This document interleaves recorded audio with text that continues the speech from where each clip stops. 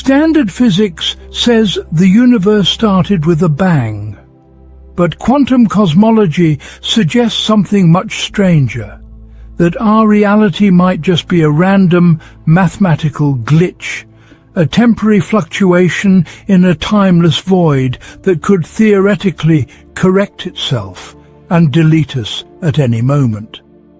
Welcome to the scariest math in the universe. This is quantum cosmology. Everything you've ever seen all of it once fits into a space smaller than the period at the end of this sentence. Actually, that's not even close to how small it was. The entire observable universe, which today measures about 93 billion light-years across, was once compressed into something far tinier than a single atom. We're talking about a size so incomprehensibly small that you could fit trillions upon trillions of these early universes on the head of a pin and still have room left over. Now, if that doesn't already break your brain a little bit, consider this next part carefully. At that unimaginably tiny size, the universe wasn't behaving like the solid, predictable reality we experience every day. Instead, it was following a completely different set of rules. Rules so strange and counterintuitive that even the greatest physicists of the 20th century struggled to accept them. These are the rules of quantum mechanics, the physics that governs the behavior of the smallest things in existence. This creates one of the most profound puzzles in all of science. How do you study the biggest thing there is, the entire universe, when it was once smaller than the smallest things we know? How do you understand the birth of everything when the very moment of creation operates according to laws that seem to defy common sense? This is the fundamental challenge that quantum cosmology was born to address. Quantum cosmology sits at the intersection of two great pillars of modern physics.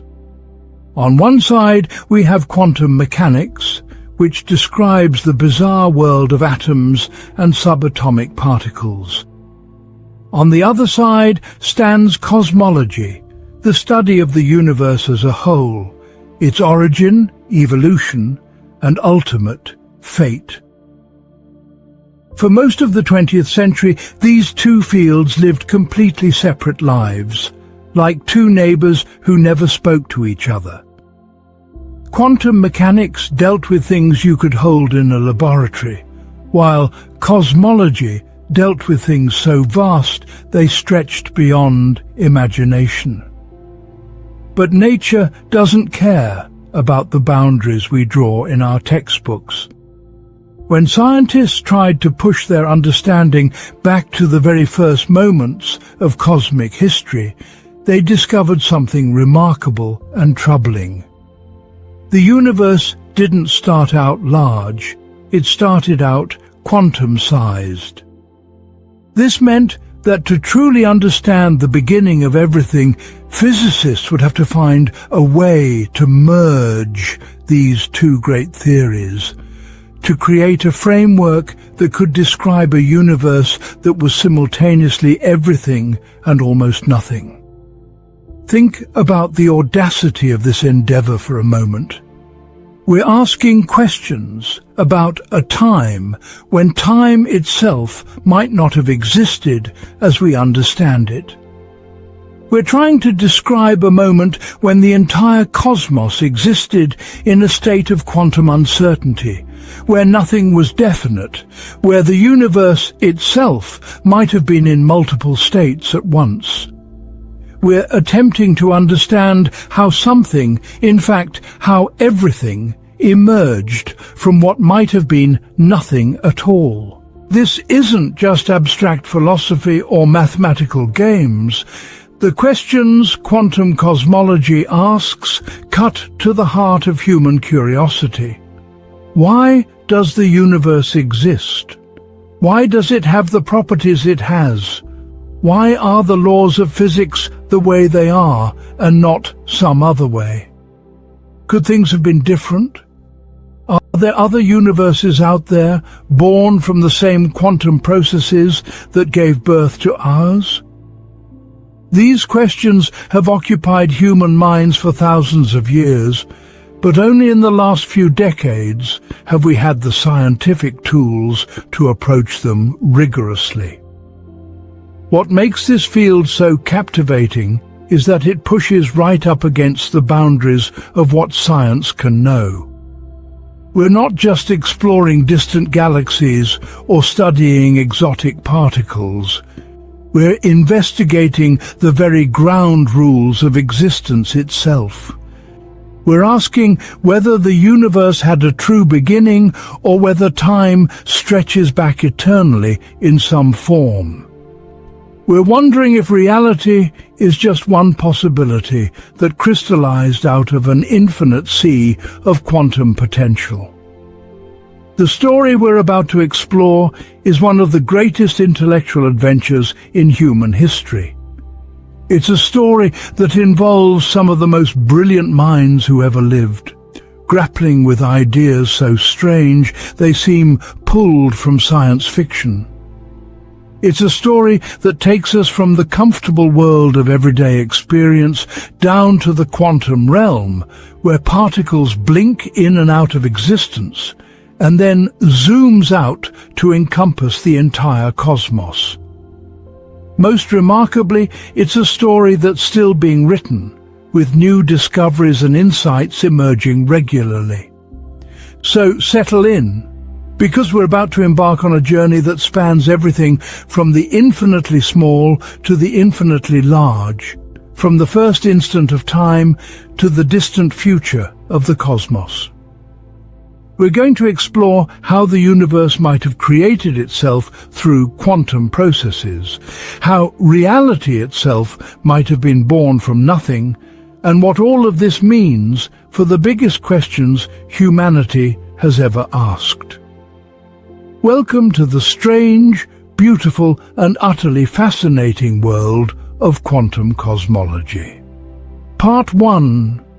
Understanding the two worlds that shouldn't mix. To understand quantum cosmology, we first need to appreciate why it seemed so impossible for so long. We need to understand the two separate worlds of physics that had to be brought together, and why the marriage between them was so difficult to arrange. Let's start by exploring each of these worlds separately, beginning with the strange realm of quantum mechanics. The quantum world is the domain of the very small. When I say very small, I mean atoms, the particles that make up atoms, and even smaller things like quarks and electrons. This is a realm that exists far below what your eyes can see, far below what any optical microscope can reveal. It's a world that operates according to rules that seem to violate everything your everyday experience tells you about how reality works. Imagine you're watching a baseball game. When the pitcher throws the ball, it travels in a nice, predictable arc. If you knew the exact speed, angle, and spin of the ball when it left the pitcher's hand, and if you had a powerful enough computer, you could calculate precisely where that ball would be at every single moment of its flight. The ball is either in one place or another. It has a definite position at each instant. This is how the everyday world works, the world that classical physics describes so well. Now imagine if baseballs followed quantum rules instead. The quantum baseball wouldn't have a single definite path. Until the catcher actually caught it, the ball would somehow exist in multiple places at once, taking every possible path simultaneously. The act of catching it, of observing where it is would force it to choose one specific location. Before that moment of observation, asking where exactly is the ball wouldn't just be a difficult question to answer, it would be a meaningless question. The ball wouldn't have an exact location. It would be smeared out across space in what physicists call a superposition of states. This isn't just weird theorizing. This is actually how electrons and photons and atoms behave. Scientists have proven it with countless experiments. One of the most famous is the double-slit experiment, which has been called the central mystery of quantum mechanics. Here's how it works. Imagine you have a barrier with two narrow slits cut into it. Behind this barrier you have a screen that can detect where particles hit it. Now you fire electrons, one at a time, toward these two slits. Classical physics would predict something simple. Each electron should go through either the left slit or the right slit, and you should see two bright bands on the detector screen, one behind each slit. But that's not what happens. Instead, you see an interference pattern, a series of alternating bright and dark bands. This is the kind of pattern you'd expect if you were dealing with waves, not particles. It's as if each single electron somehow goes through both slits at the same time, interferes with itself, and creates this wave pattern. But here's where it gets truly bizarre. If you try to detect which slit the electron actually goes through by placing a detector at the slits, the interference pattern disappears. The moment you observe which path the electron takes, it stops behaving like a wave and starts behaving like a particle again. This phenomenon reveals something profound about the quantum world. At the quantum level, particles don't have definite properties until you measure them. Before measurement, they exist in a fuzzy state of probability, occupying multiple possibilities simultaneously. The electron isn't taking the left path or the right path before you look. It's somehow taking both paths in superposition. Only when you observe it does it collapse into one definite state. Another key feature of quantum mechanics is uncertainty. There's a fundamental limit to how precisely you can know certain pairs of properties about a quantum particle. The most famous version of this is Heisenberg's uncertainty principle, which states that you cannot simultaneously know both the exact position and the exact momentum of a particle. The more precisely you measure where something is, the less precisely you can know how fast it's moving, and vice versa. This isn't just a limitation of our measuring instruments. It's a fundamental feature of reality itself. At the quantum level, nature itself is uncertain. Quantum mechanics also introduces the idea of quantum fluctuations. Even in completely empty space, what we call a vacuum, quantum fields are constantly bubbling with activity. Pairs of particles and antiparticles are constantly popping into existence out of nothing, existing for the tiniest fraction of a second before annihilating each other and disappearing back into nothingness. This sounds like science fiction, but it's absolutely real. These quantum fluctuations have measurable effects that scientists have verified in laboratories. The quantum world is also fundamentally probabilistic rather than deterministic. In classical physics, if you know the initial conditions of a system perfectly, you can predict its future behavior with certainty. But quantum mechanics doesn't work that way. It can only give you probabilities for different outcomes. You can calculate the probability that an electron will be found in a particular location when you measure it, but you cannot predict with certainty where it will be.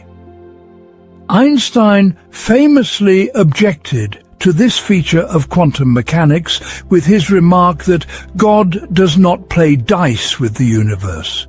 But experiments have consistently shown that nature really is probabilistic at its core. Now let's turn to the other side of our story, the world of cosmology.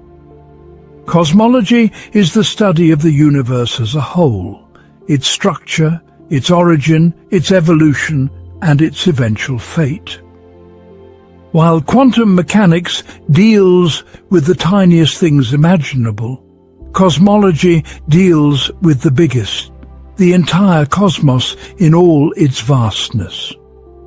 The foundation of modern cosmology was laid by Albert Einstein when he published his general theory of relativity in 1915.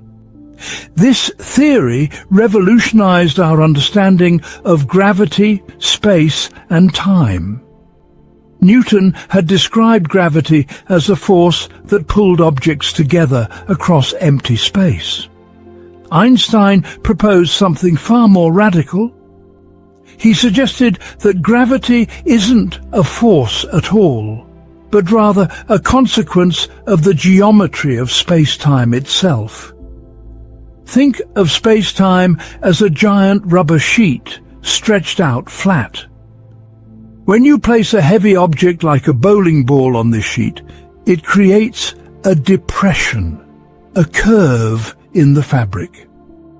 Now, if you roll a marble nearby, it will curve toward the bowling ball, not because the bowling ball is pulling on it with some mysterious force, but because it's following the curved geometry of the sheet. This is essentially how gravity works in Einstein's view. Massive objects like stars and planets curve the fabric of space-time around them, and other objects move along the curved paths created by this geometry. General relativity makes specific predictions about the large-scale structure and behavior of the universe. In the 1920s, astronomers made a startling discovery that would revolutionize cosmology. Edwin Hubble observed that distant galaxies were moving away from us, and more distant galaxies were moving away faster. The universe wasn't static, as everyone had assumed. It was expanding. If the universe is expanding now, that means it was smaller in the past. If you run the cosmic clock backward, everything gets closer together. The galaxies converge, the universe gets denser and hotter until you reach a point about 13.8 billion years ago, when everything was compressed into an infinitesimally small, infinitely dense, infinitely hot state. This moment of cosmic birth is what we call the Big Bang. The Big Bang theory has been confirmed by multiple independent lines of evidence. We observe the expansion of the universe. We detect the cosmic microwave background radiation, which is the afterglow of the Big Bang still permeating all of space. We observe the abundances of light elements like hydrogen and helium, which match the predictions of Big Bang nucleosynthesis.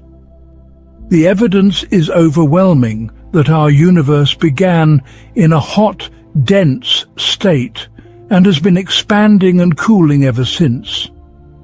But here's where cosmology runs into a profound problem. If you use Einstein's equations to run the clock all the way back to the very beginning, to time equals 0, something troubling happens. The density becomes infinite, The temperature becomes infinite. The curvature of space-time becomes infinite. Everything becomes infinite, and the equations break down completely.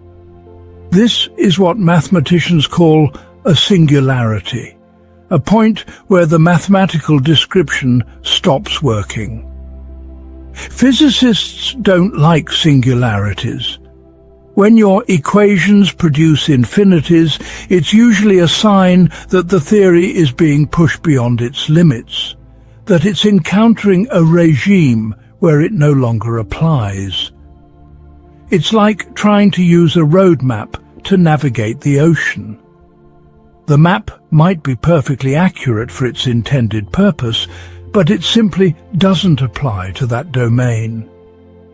For decades, cosmologists lived with this uncomfortable situation. They could describe the universe from a tiny fraction of a second after the Big Bang onward with great precision. But that first instant, the actual moment of creation, remained shrouded in mystery. The singularity blocked their view like a wall. They couldn't see what happened at time zero, or whether time zero even made sense as a concept.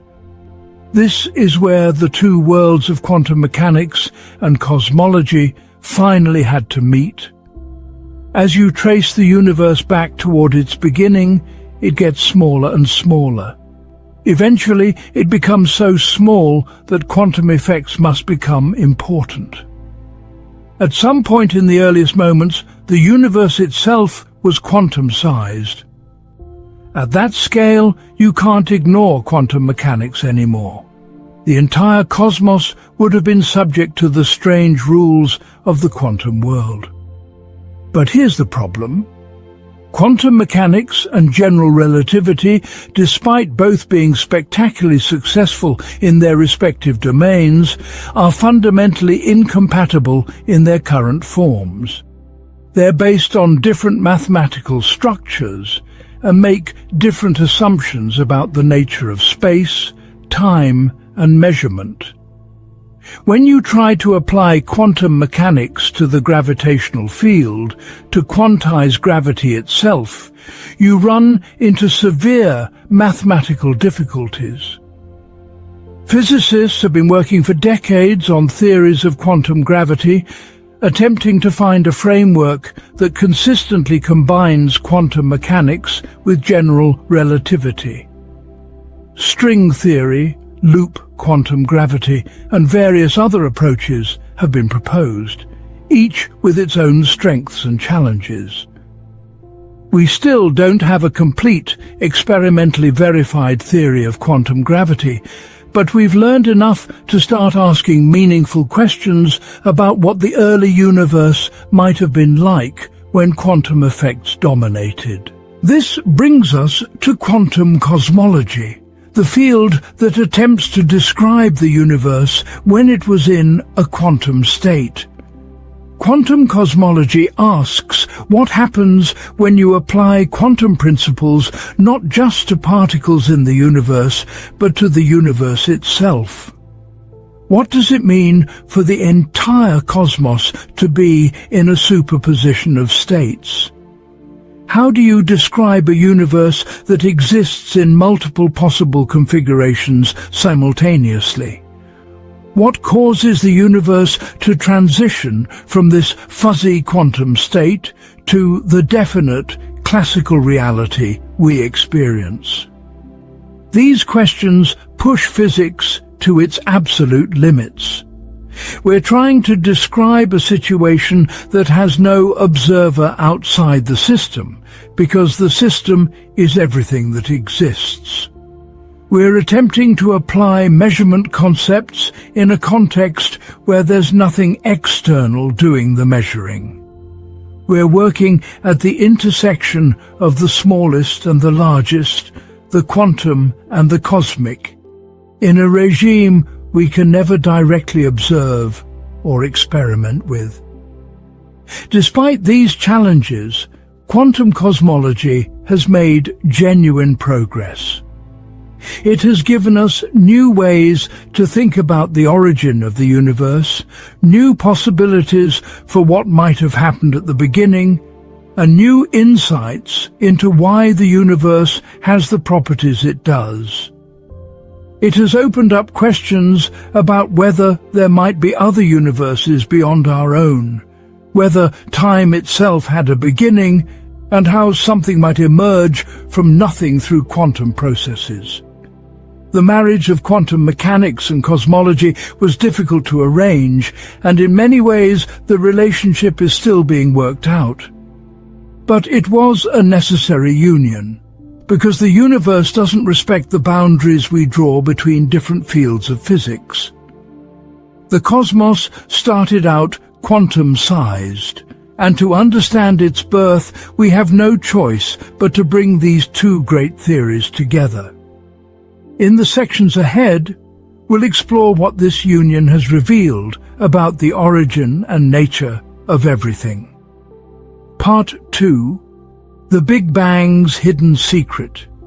Now that we understand the two separate worlds that quantum cosmology brings together, let's dive deep into what actually happened at the beginning of the universe. This is where things get truly mind-bending, because we're going to confront the Big Bang's hidden secret, the fact that the standard story of cosmic origins is incomplete in a fundamental way. When most people hear about the Big Bang, they imagine a massive explosion happening at some point in empty space, with matter and energy blasting outward from that point. But this picture is actually misleading in several important ways. The Big Bang wasn't an explosion in space. It was an explosion of space itself. Let me explain what this means. Imagine you have an infinite rubber sheet with dots painted on it at regular intervals. Now imagine that the entire sheet starts stretching uniformly in all directions. Every dot moves away from every other dot, not because the dots themselves are moving through the rubber, but because the rubber between them is expanding. Furthermore, there's no special center point from which the expansion is happening.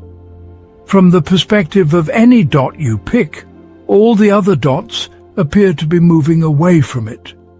Every point looks like the center of the expansion. This is analogous to how the universe expands. Space itself is stretching, carrying galaxies along with it. There's no edge to the universe and no center point where the Big Bang happened. It happened everywhere simultaneously because in the earliest moments, everywhere was the same place, compressed together into an incredibly tiny volume. Let's trace this expansion backward in time and see what we find. Right now, the universe is vast and relatively cold. The average temperature of space is about minus 270 degrees Celsius, just a few degrees above absolute zero. Galaxies are separated by millions or billions of light years of mostly empty space. But it wasn't always this way. Go back 1 billion years, and the universe was smaller and denser. Galaxies were closer together. Go back further to when the universe was just 380,000 years old. At this point, it was so hot and dense that atoms couldn't even exist. Electrons and nuclei bounced around freely in an incredibly hot plasma. The entire universe was opaque, like being inside a glowing fog. This is the era when the cosmic microwave background radiation that we detect today was created. Keep going back. When the universe was just 3 minutes old, it was even hotter, hot enough that even atomic nuclei couldn't survive except for the lightest ones. This was the era of Big Bang nucleosynthesis, when the first hydrogen and helium nuclei were forged in the cosmic furnace. Push back even further to just 1 second after the Big Bang. At this point, the universe was so hot that even protons and neutrons couldn't exist. Instead, the fundamental building blocks of these particles, quarks and gluons, swam freely in an incredibly dense, incredibly hot soup of matter and energy. And we can go back even further to tiny fractions of a second after the beginning. At 1/1,000,000,000th of a second after the Big Bang, the universe was so energetic that all the forces of nature except gravity were unified into a single force. The electromagnetic force, which governs light and electricity, and the weak nuclear force, which governs certain types of radioactive decay, had not yet separated into distinct phenomena. Go back even further to an almost incomprehensibly brief moment called the Planck time, which is about 10 to the negative 43 seconds after the Big Bang. This is the smallest meaningful unit of time in physics. At this scale, quantum effects of gravity become so important that our current theories cannot reliably describe what's happening. And here's where we hit the wall.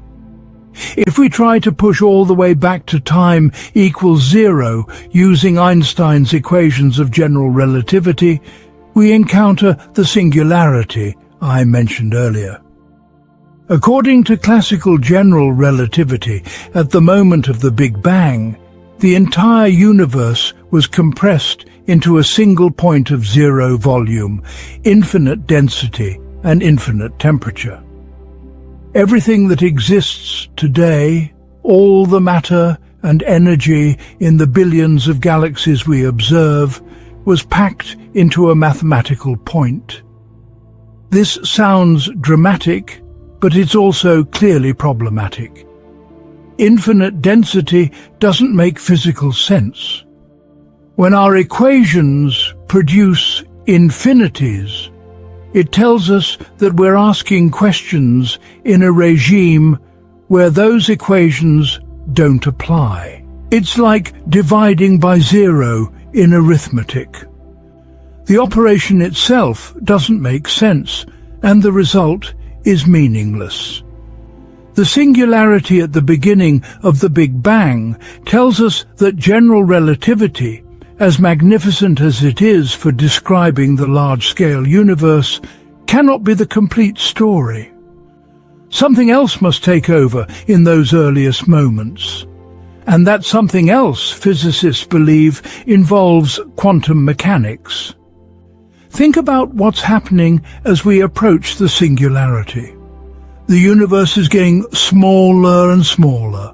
At some point it becomes smaller than an atom, then smaller than a nucleus, then smaller than a proton. Eventually it reaches the Planck length, which is about 10 to the negative 35 meters. This is the scale at which quantum effects of space-time itself become crucial. At this point, the quantum nature of the universe can no longer be ignored. This is where quantum cosmology enters the picture with a radical suggestion. Maybe there was no singularity after all. Maybe the universe didn't actually begin at a single point of infinite density. Maybe quantum effects step in at the Planck scale and prevent the collapse to a true singularity, smoothing things out in a way that classical general relativity cannot describe. One of the most intriguing ideas in quantum cosmology is that the universe might not have had a beginning in the way we usually think about beginnings. In classical physics, time is something that just exists, stretching from the infinite past to the infinite future.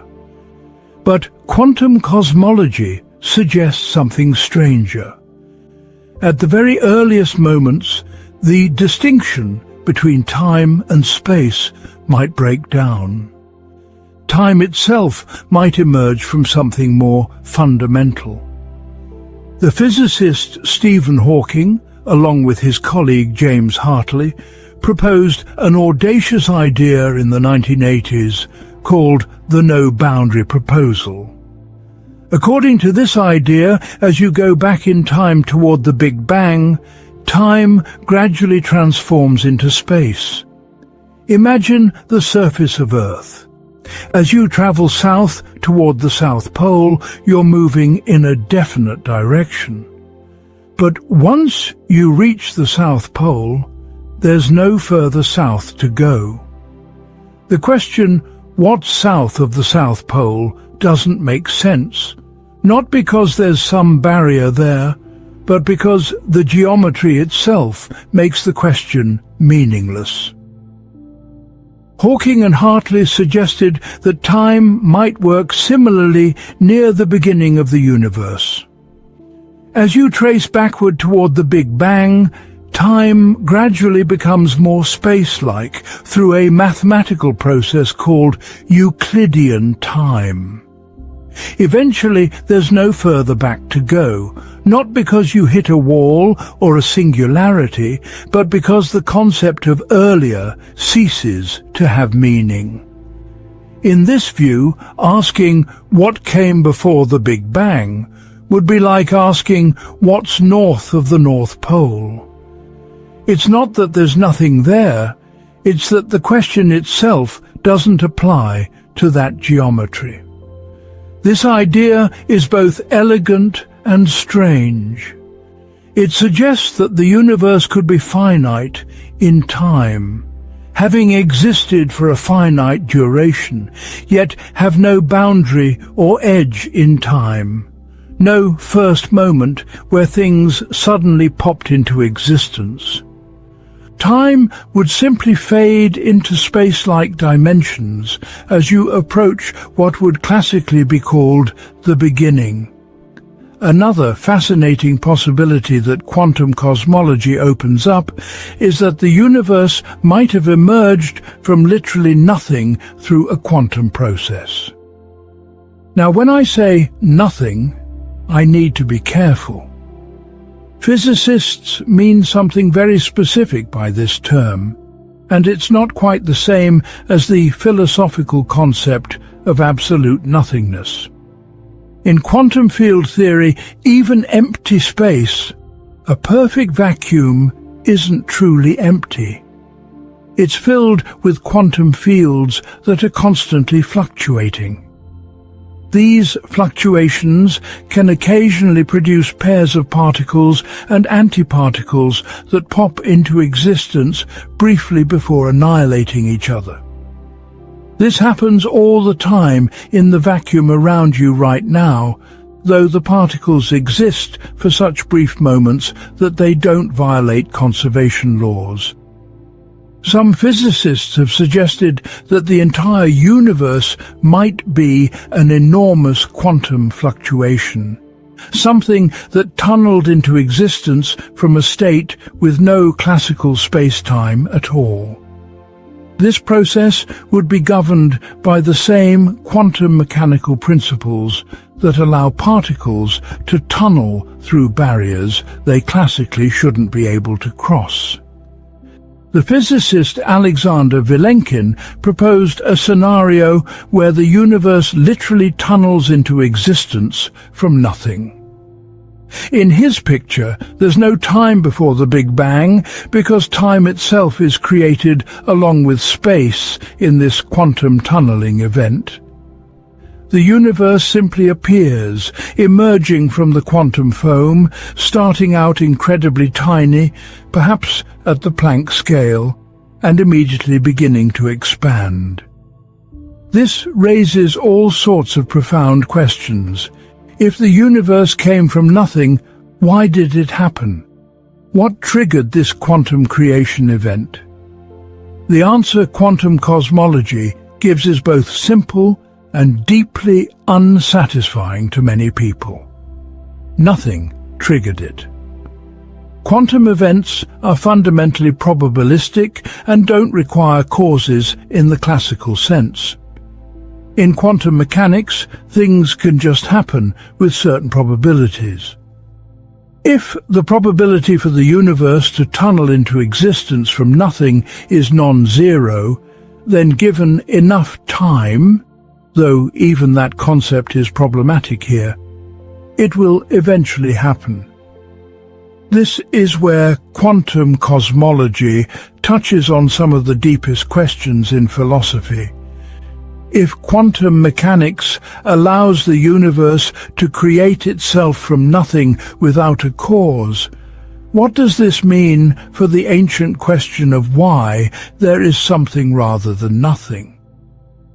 Some see this as a complete scientific explanation for existence that requires no appeal to anything beyond physical law. Others argue that it merely pushes the question back one level to ask why the laws of quantum mechanics exist and why they have the form they do. There's another crucial development we need to discuss that relates to the very early universe, and that's the theory of cosmic inflation. In the 1980s, physicist Alain Guth proposed that in the very first moments after the Big Bang, perhaps starting at around 10 to the negative 35 seconds, the universe underwent a period of extraordinarily rapid expansion. During this inflationary period, which might have lasted only a tiny fraction of a second, the universe expanded by an enormous factor, perhaps doubling in size every 10 to the negative 37 seconds. This might sound like just a technical detail about the early universe, but inflation actually solves several major problems in cosmology and connects intimately with quantum mechanics. One of the most beautiful aspects of inflation is that it provides a mechanism for generating the tiny density fluctuations that eventually grew into galaxies and galaxy clusters. Here's how it works. Before inflation, the entire observable universe was so small that quantum fluctuations in the energy field driving inflation would have been significant on that scale. These quantum fluctuations, the inevitable uncertainty in the field's value from place to place, got stretched out by the inflationary expansion. As space expanded exponentially fast, these tiny quantum fluctuations were blown up to enormous scales, eventually becoming larger than the observable universe at that time. After inflation ended, these stretched-out quantum fluctuations became classical density variations, regions where the universe was very slightly more or less dense than average. These tiny differences, typically just 1 part in 100,000, were the seeds from which all cosmic structure eventually grew. Over billions of years, gravity amplified these small differences, causing matter to clump together more and more, eventually forming the galaxies, stars, and planets we see today. Think about how remarkable this is. The quantum fluctuations that happened when the entire universe was smaller than an atom, random quantum jitters in an energy field, got magnified to cosmic scales and became the blueprint for all the structure in the universe. The galaxy you live in, the planet beneath your feet, ultimately traces its origin to a quantum fluctuation in the very first moments of cosmic history. In a very real sense, quantum mechanics determined the large-scale structure of the entire universe. We can actually see evidence of these quantum fluctuations. When scientists map the cosmic microwave background radiation, the afterglow of the Big Bang, they see a pattern of tiny temperature variations across the sky. These temperature variations reflect the density variations that existed in the early universe. When we analyze the statistical properties of these variations, they match precisely what we would expect from quantum fluctuations stretched out by inflation. This is one of the most profound confirmations of quantum mechanics operating on cosmic scales. The Big Bang's hidden secret, then, is that the classical description of the Big Bang is incomplete. At the very beginning, quantum effects must have dominated. The universe might not have begun at a true singularity, but rather emerged from some quantum state we don't yet fully understand.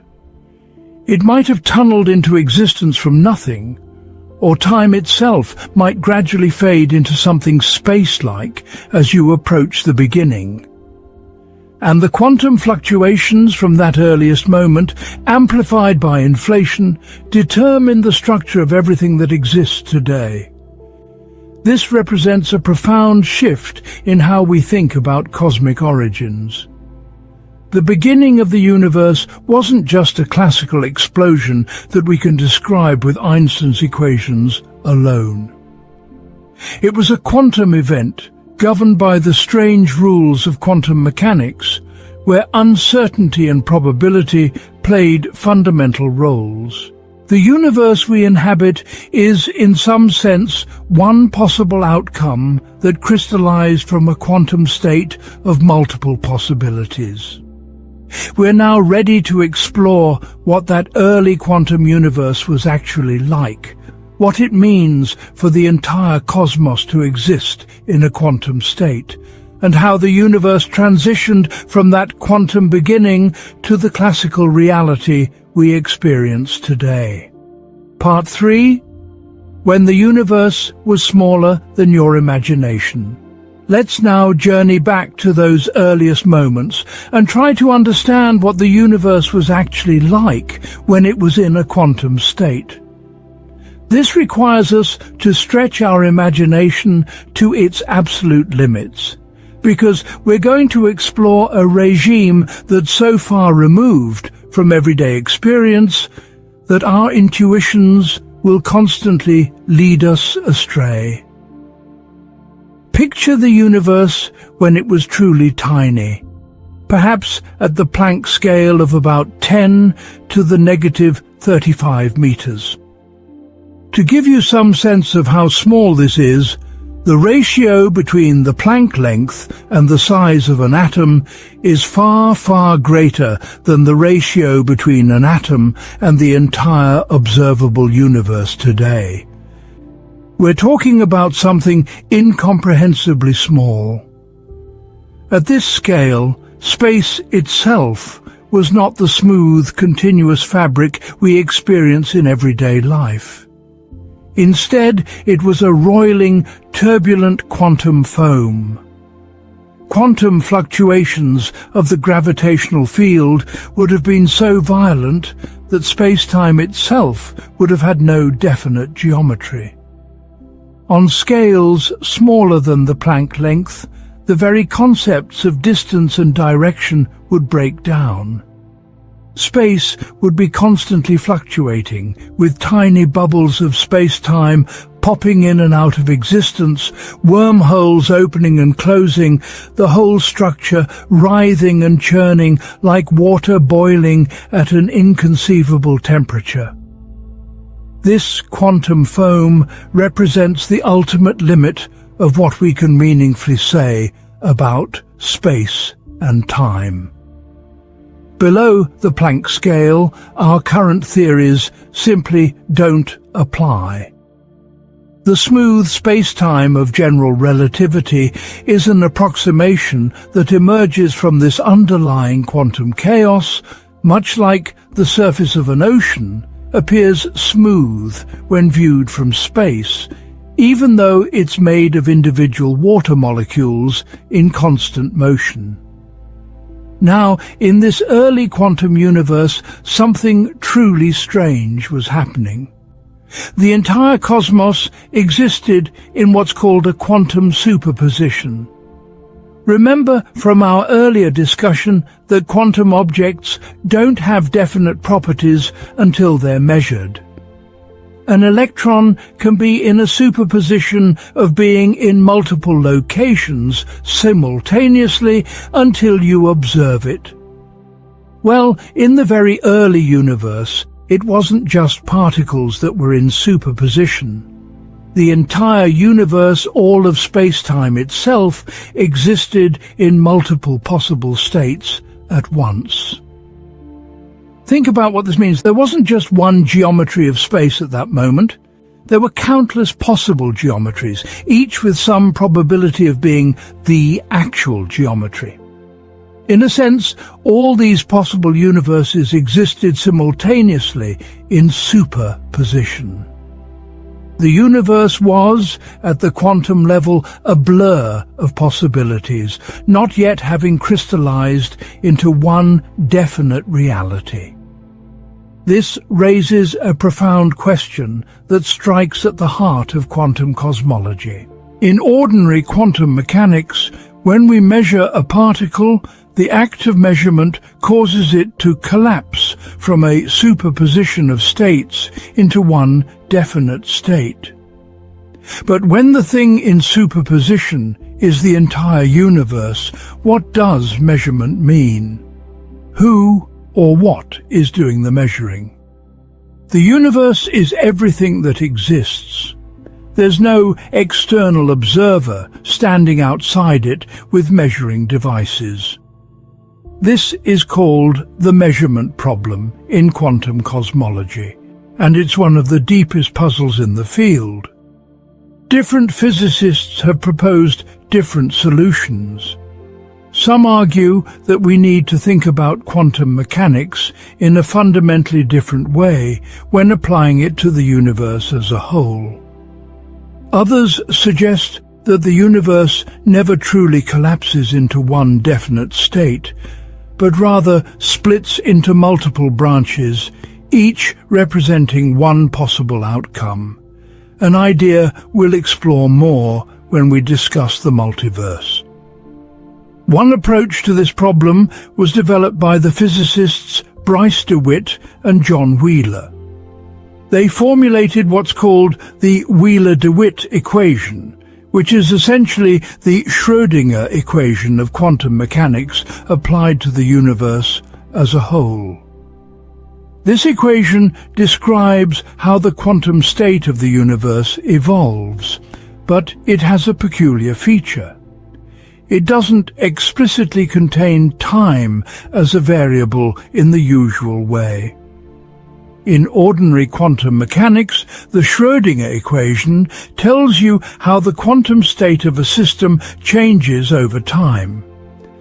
But the Wheeler-DeWitt equation seems to describe a timeless quantum state of the universe. Time doesn't appear as an external parameter along which the universe evolves. Instead, time emerges from the relationships between different parts of the quantum state. This suggests something profound. At the most fundamental level, the universe might be timeless, and what we experience as time is an emergent phenomenon that arises from the quantum state of the cosmos. Let me try to clarify this with an analogy. Imagine you have a video recording of a sunrise. You can watch it frame by frame, seeing the sun gradually rise above the horizon. Time in this viewing is external to the video. You're watching something that changes as you advance through the frames. But now imagine instead that you have all the frames of the video laid out in front of you simultaneously. You can see the entire sequence at once, from dark sky to full sunrise. In this view, there's no external time. The sense of time comes from the relationships between the frames, from the fact that each frame is slightly different from the ones adjacent to it in the sequence. The Wheeler-DeWitt equation suggests the universe might be more like the second case. The quantum state of the universe would contain all of space at all times in some timeless mathematical structure. What we experience as the flow of time emerges from correlations within this timeless quantum state, much like the sequence of sunrise frames contains the information about temporal progression even when viewed all at once. This idea is both beautiful and deeply strange. It suggests that the universe at its most fundamental level just is. It doesn't evolve or change. All of time, all of history exists simultaneously in the quantum state. The reason we experience time flowing is because we, as conscious observers existing within this quantum state, are correlated with particular configurations of matter and energy, and our memories are encoded in these configurations.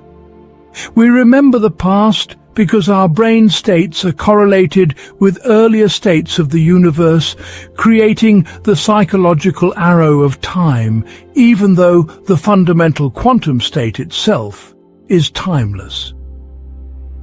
Let's explore another aspect of the early quantum universe that's equally mind-bending. In quantum mechanics, there's a fundamental relationship between energy and time that comes from Heisenberg's uncertainty principle. This principle tells us that the uncertainty in energy multiplied by the uncertainty in time must be greater than or equal to a certain minimum value.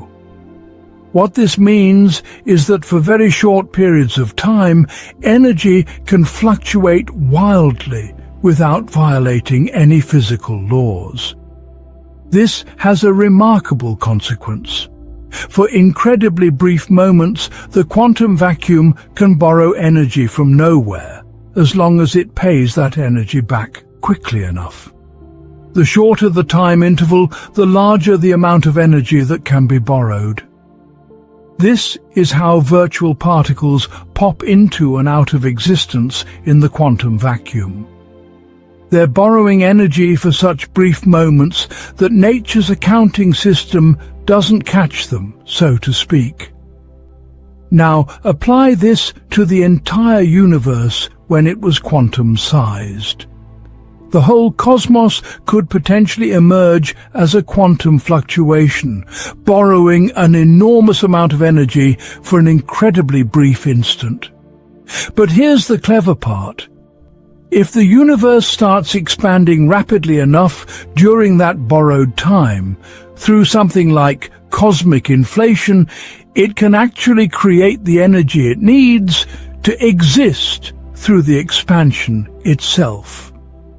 The gravitational field has negative energy, and as space expands, this negative gravitational energy can balance out the positive energy in matter and radiation, potentially making the total energy of the universe exactly zero.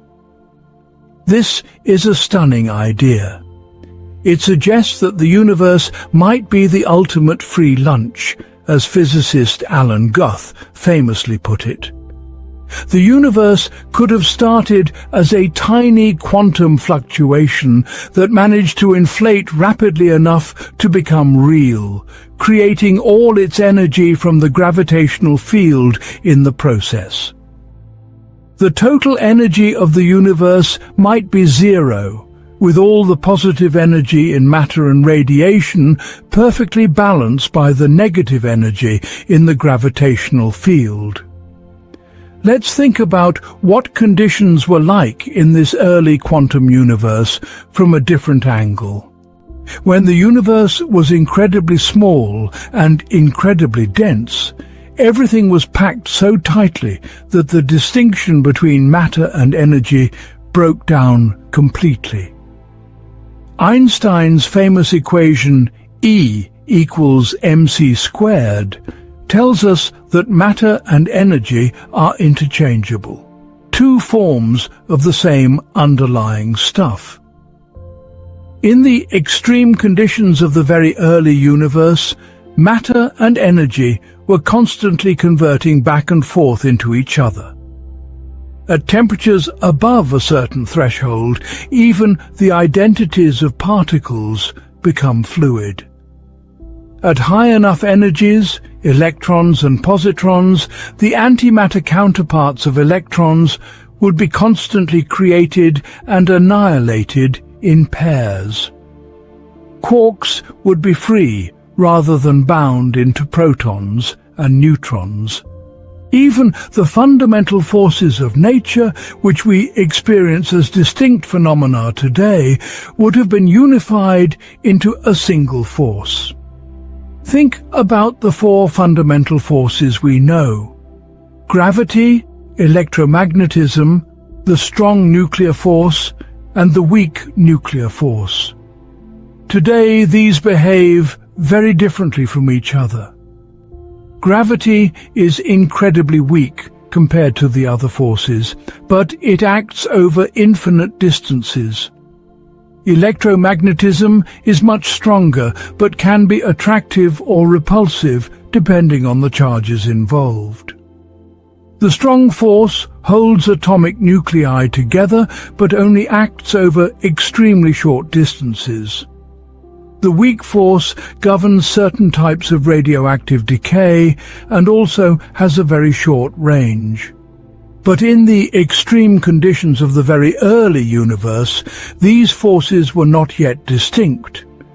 At energies above about 100 billion electron volts, the electromagnetic force and the weak force merge into a single unified electroweak force. We've actually verified this experimentally in particle accelerators. At even higher energies, still much lower than the Planck energy where quantum gravity effects dominate, the electroweak force and the strong force might unify into a single force, in what's called a grand unified theory. At the Planck energy, if we could somehow reach it, even gravity would presumably unify with the other forces into a single theory of everything. In the first tiny fraction of a second after the Big Bang, the universe was so hot and energetic that it existed in this unified state. There was just one force governing all interactions. As the universe expanded and cooled, this unified force broke down into the separate forces we observe today, somewhat like how water vapor condenses into liquid water when it cools, undergoing a phase transition from one state to another. This process of forces splitting apart as the universe cooled is called symmetry breaking, and it's absolutely crucial to understanding why our universe has the properties it does. Each time a force split off from the unified force, the universe underwent a phase transition that could have profound consequences. These phase transitions might have generated defects in the fabric of space-time, things like cosmic strings or magnetic monopoles, though we haven't detected these exotic objects yet. Now let's think about how the universe transitioned from this quantum state to the classical reality we experience. This is one of the deepest mysteries in quantum cosmology. At some point, the universe had to go from being in a quantum superposition of many possible states to being in one definite classical state. But how did this happen? What caused the quantum universe to collapse into a specific classical history? One possibility is called decoherence. In quantum mechanics, decoherence happens when a quantum system becomes entangled with its environment in such a complex way that it effectively loses its quantum properties and starts behaving classically. Imagine a single particle in a superposition of two locations. As long as the particle remains isolated, it maintains its quantum superposition. But if it interacts with many other particles in its environment, becoming entangled with them in complicated ways, it becomes effectively impossible to observe the quantum superposition. The system behaves, for all practical purposes, as if the particle is in just one location, even though technically the quantum information is still there, just spread out across the environment in an impossibly complex way. For the universe as a whole, decoherence might work similarly. As the universe expanded and cooled, different regions of space would have become entangled with each other in increasingly complex ways. The interactions between different parts of the quantum state would have caused decoherence on large scales, making the universe appear classical, even though at a fundamental level it might still be a quantum superposition. Another perspective comes from the many worlds interpretation of quantum mechanics, originally proposed by physicist Hugh Everett. In this view, the universe never actually collapses from superposition into a single state. Instead, every possible outcome of every quantum event actually occurs, but in separate branches of reality that don't interact with each other. Each time a quantum measurement happens, the universe splits into multiple branches, one for each possible outcome. Applied to cosmology, this means that all the possible quantum states of the early universe actually became real in separate branches of the multiverse. The universe we observe is just one branch where a particular set of quantum outcomes occurred. In other branches, other outcomes happened, potentially leading to universes with very different properties. From our perspective, we see only one history, one set of outcomes, but the full quantum reality includes all possible histories existing in parallel. This many worlds view avoids the measurement problem by denying that collapse ever happens. The quantum state of the universe just evolves according to the Schrödinger equation, continuously splitting into more and more branches as quantum events occur. We perceive only one branch because our consciousness is associated with one particular set of outcomes, but all the other branches are equally real. Different physicists have different views on which of these interpretations is correct, or whether the truth is something else entirely. What's remarkable is that despite this uncertainty about interpretation, quantum cosmology can still make concrete predictions about the early universe that we can test through observations. For instance, the pattern of fluctuations in the cosmic microwave background depends on what was happening in the very early universe. The quantum fluctuations during inflation would have left a specific imprint on these patterns. By measuring the cosmic microwave background with ever greater precision, we're actually probing the quantum state of the universe when it was a tiny fraction of a second old. This is one of the most extraordinary achievements of modern science, that we can observe evidence of quantum mechanics operating on cosmic scales billions of years ago. These observations have confirmed many predictions of inflationary cosmology and quantum mechanics. The fluctuations we see are consistent with quantum fluctuations that were stretched to cosmic scales by inflation. The statistical properties of these fluctuations match what quantum field theory predicts. We're seeing the fingerprints of the quantum universe written across the sky. Another prediction of quantum cosmology concerns gravitational waves from the early universe. Inflation would have produced not just density fluctuations, but also gravitational wave fluctuations, ripples in the fabric of space-time itself that come from quantum fluctuations of the gravitational field.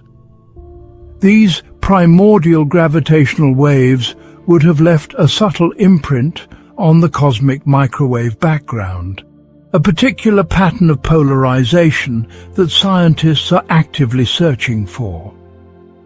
Detecting this signal would provide direct evidence that gravity itself behaves quantum mechanically and that the universe went through a period of rapid inflation. Let me paint one more picture to help you grasp what the quantum universe was like. Imagine you're trying to take a photograph of something that's moving very quickly. If your camera's shutter speed is too slow, the image comes out blurred because the object moved during the exposure. The photograph doesn't show the object in any single definite location, but rather as a smear across multiple locations. The early quantum universe was similar, but in a more fundamental way. It wasn't that the universe had a definite state that we couldn't quite pin down due to measurement limitations. Rather, the universe genuinely didn't have one definite state. It was a blur of possibilities at the quantum level, and this blurriness was an intrinsic property of reality itself, not just a limitation of our knowledge. As the universe expanded and cooled, this quantum blurriness gradually gave way to classical definiteness, but the process happened gradually rather than all at once. Different aspects of the universe became classical at different times. The large-scale geometry of space might have become classical relatively early, while individual particles remained quantum for much longer. Even today, individual atoms and subatomic particles still exhibit quantum behavior, while large objects like planets and stars behave classically. The transition from the quantum universe to the classical universe wasn't like flipping a switch. It was more like a sunset, where daylight gradually fades into night. There was no single moment when the universe stopped being quantum and started being classical. Instead, quantum effects became less and less important on larger and larger scales as the universe expanded and cooled, until eventually the cosmos took on the familiar classical character we observe today. But here's something profound to consider. Even though we live in what appears to be a classical universe, the quantum nature of reality is still there, lurking beneath the surface. At sufficiently small scales, or under the right conditions, quantum effects still dominate. Every atom in your body, every photon of light entering your eyes right now, every electron flowing through the circuits of whatever device you're using to experience this, all of these behave quantum mechanically. The classical world we perceive is an emergent phenomenon, arising from the average behavior of countless quantum constituents. And when we look out at the largest scales of the universe, at the distribution of galaxies and galaxy clusters stretching across billions of light years, we're seeing structures that ultimately trace their origins to quantum fluctuations in the very first moments of cosmic history. The quantum and the cosmic are intimately connected. The smallest and the largest, the beginning and the present, all linked together in the grand story of quantum cosmology. This brings us to one of the most controversial and fascinating implications of quantum cosmology: the possibility that our universe is not unique. If quantum mechanics allows for multiple possible states, and if the early universe existed in a quantum superposition of possibilities, what happened to all those other possibilities? This question leads us into the realm of the multiverse, a concept that stretches our imagination even further than what we've already explored. Part 4. The Multiverse. Questi mesi can see today.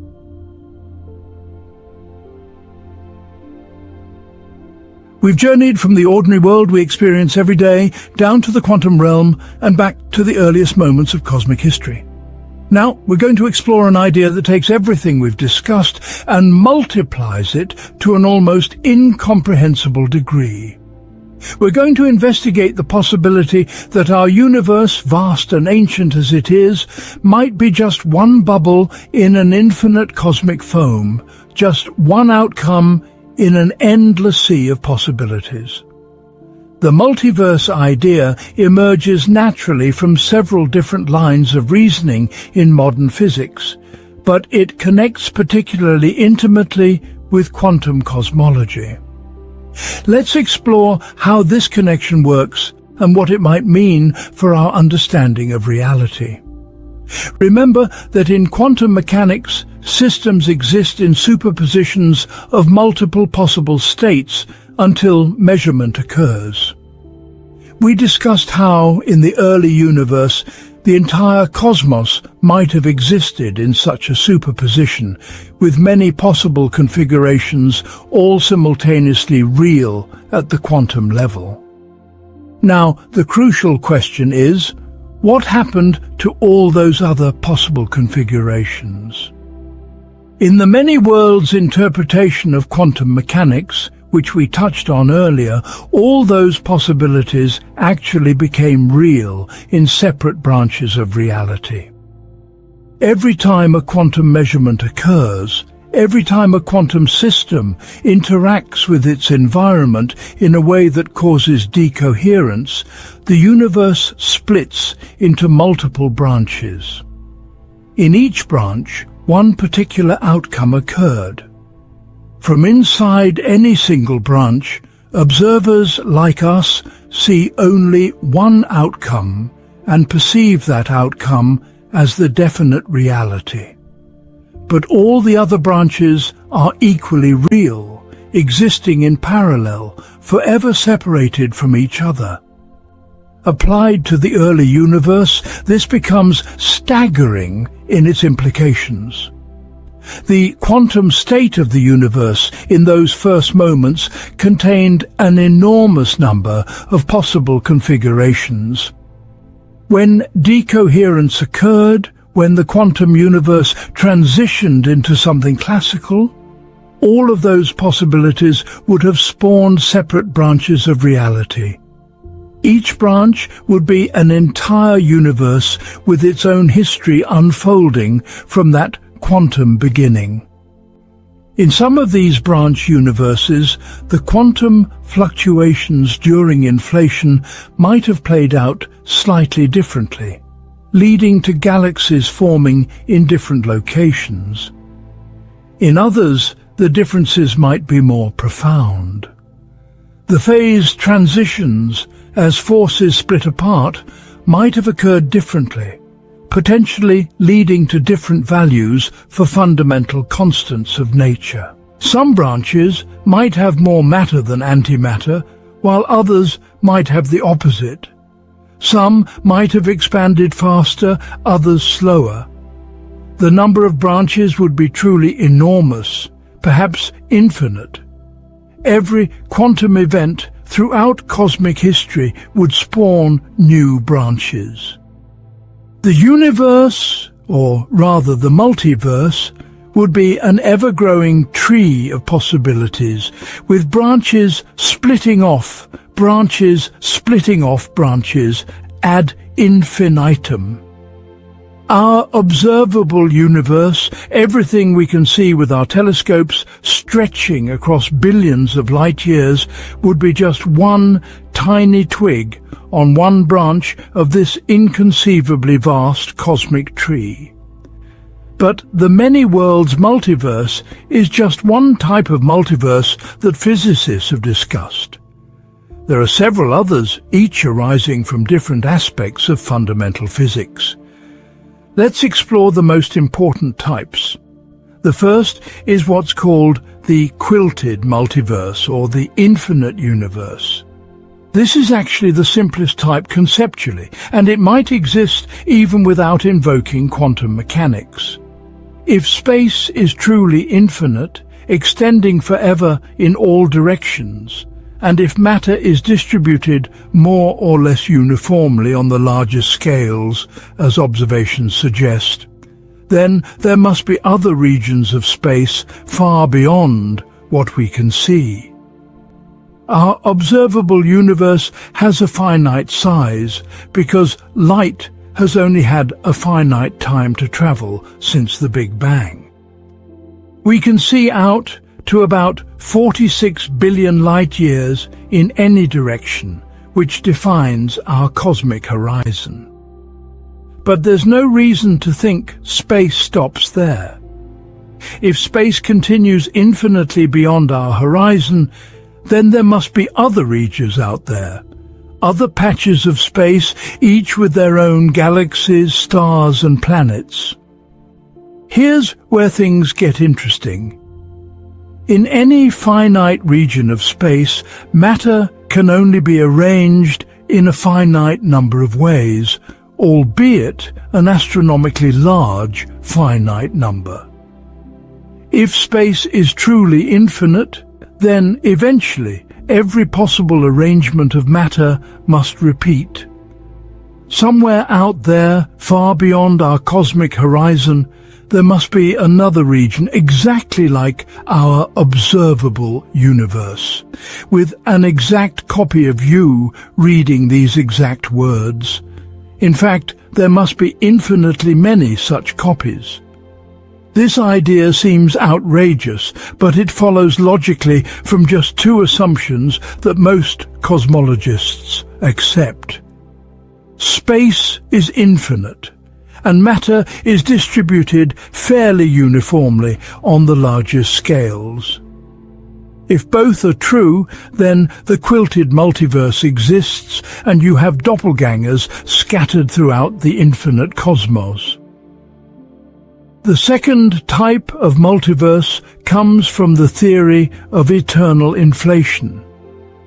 We discussed earlier how inflation, a period of rapid exponential expansion, occurred in the very early universe.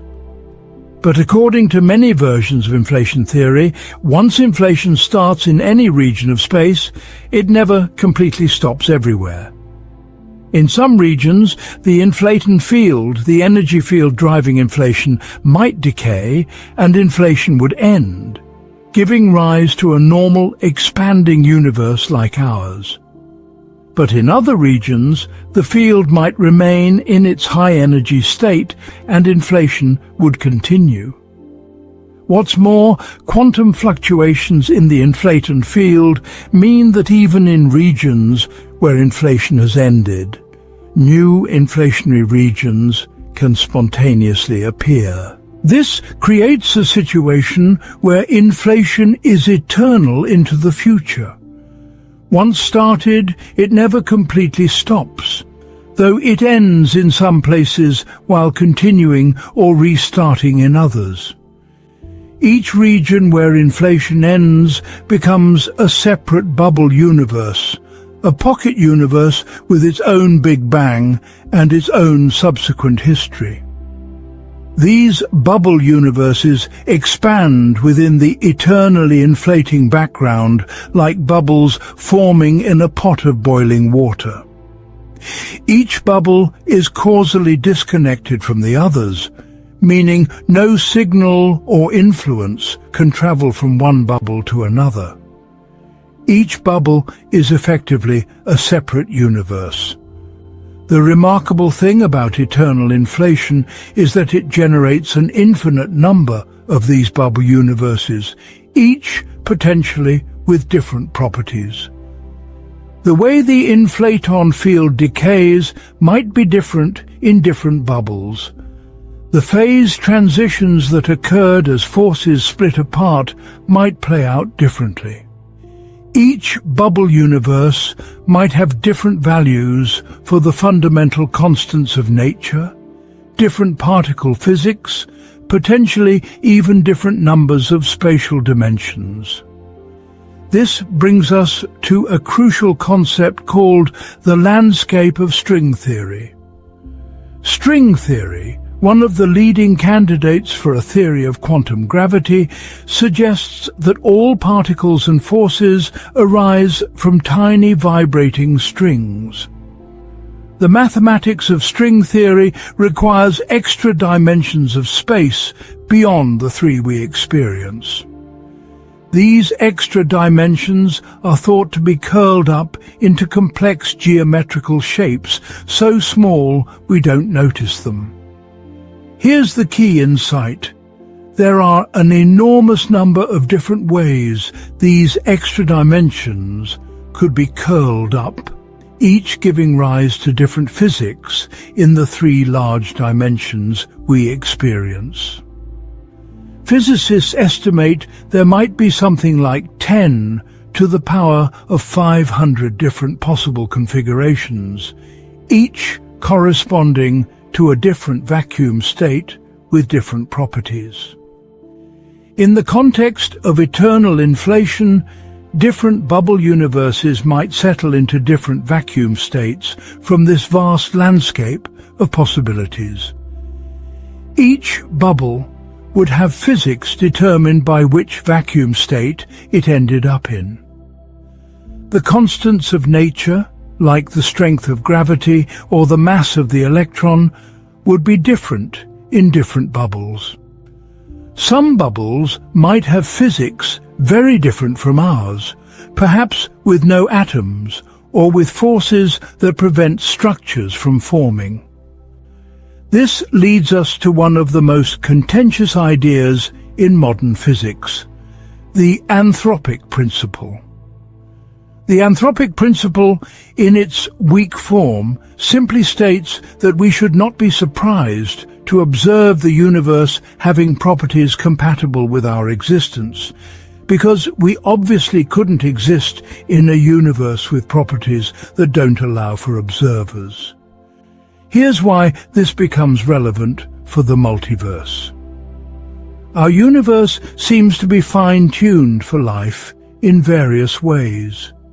If gravity were slightly stronger, stars would burn out too quickly for life to evolve.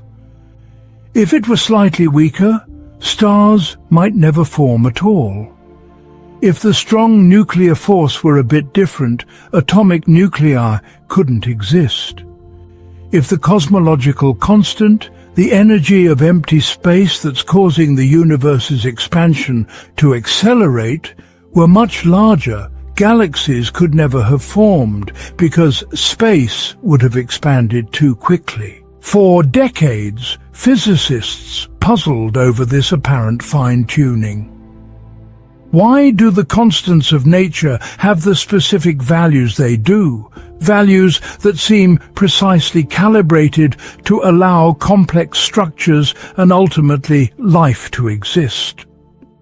Some saw this as evidence for a designer or a deep underlying principle that requires these specific values. The multiverse offers a different explanation. If there are countless universes with different values for the fundamental constants, then it's no surprise that we find ourselves in one of the rare universes where the constants allow for stars, planets, and life.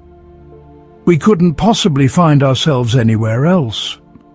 all the other universes with different constants still exist, but they're uninhabited because they can't support observers. This is the anthropic explanation for fine-tuning. The constants have the values we observe, not because they must have those values, but because we can only exist in the tiny subset of universes where they do.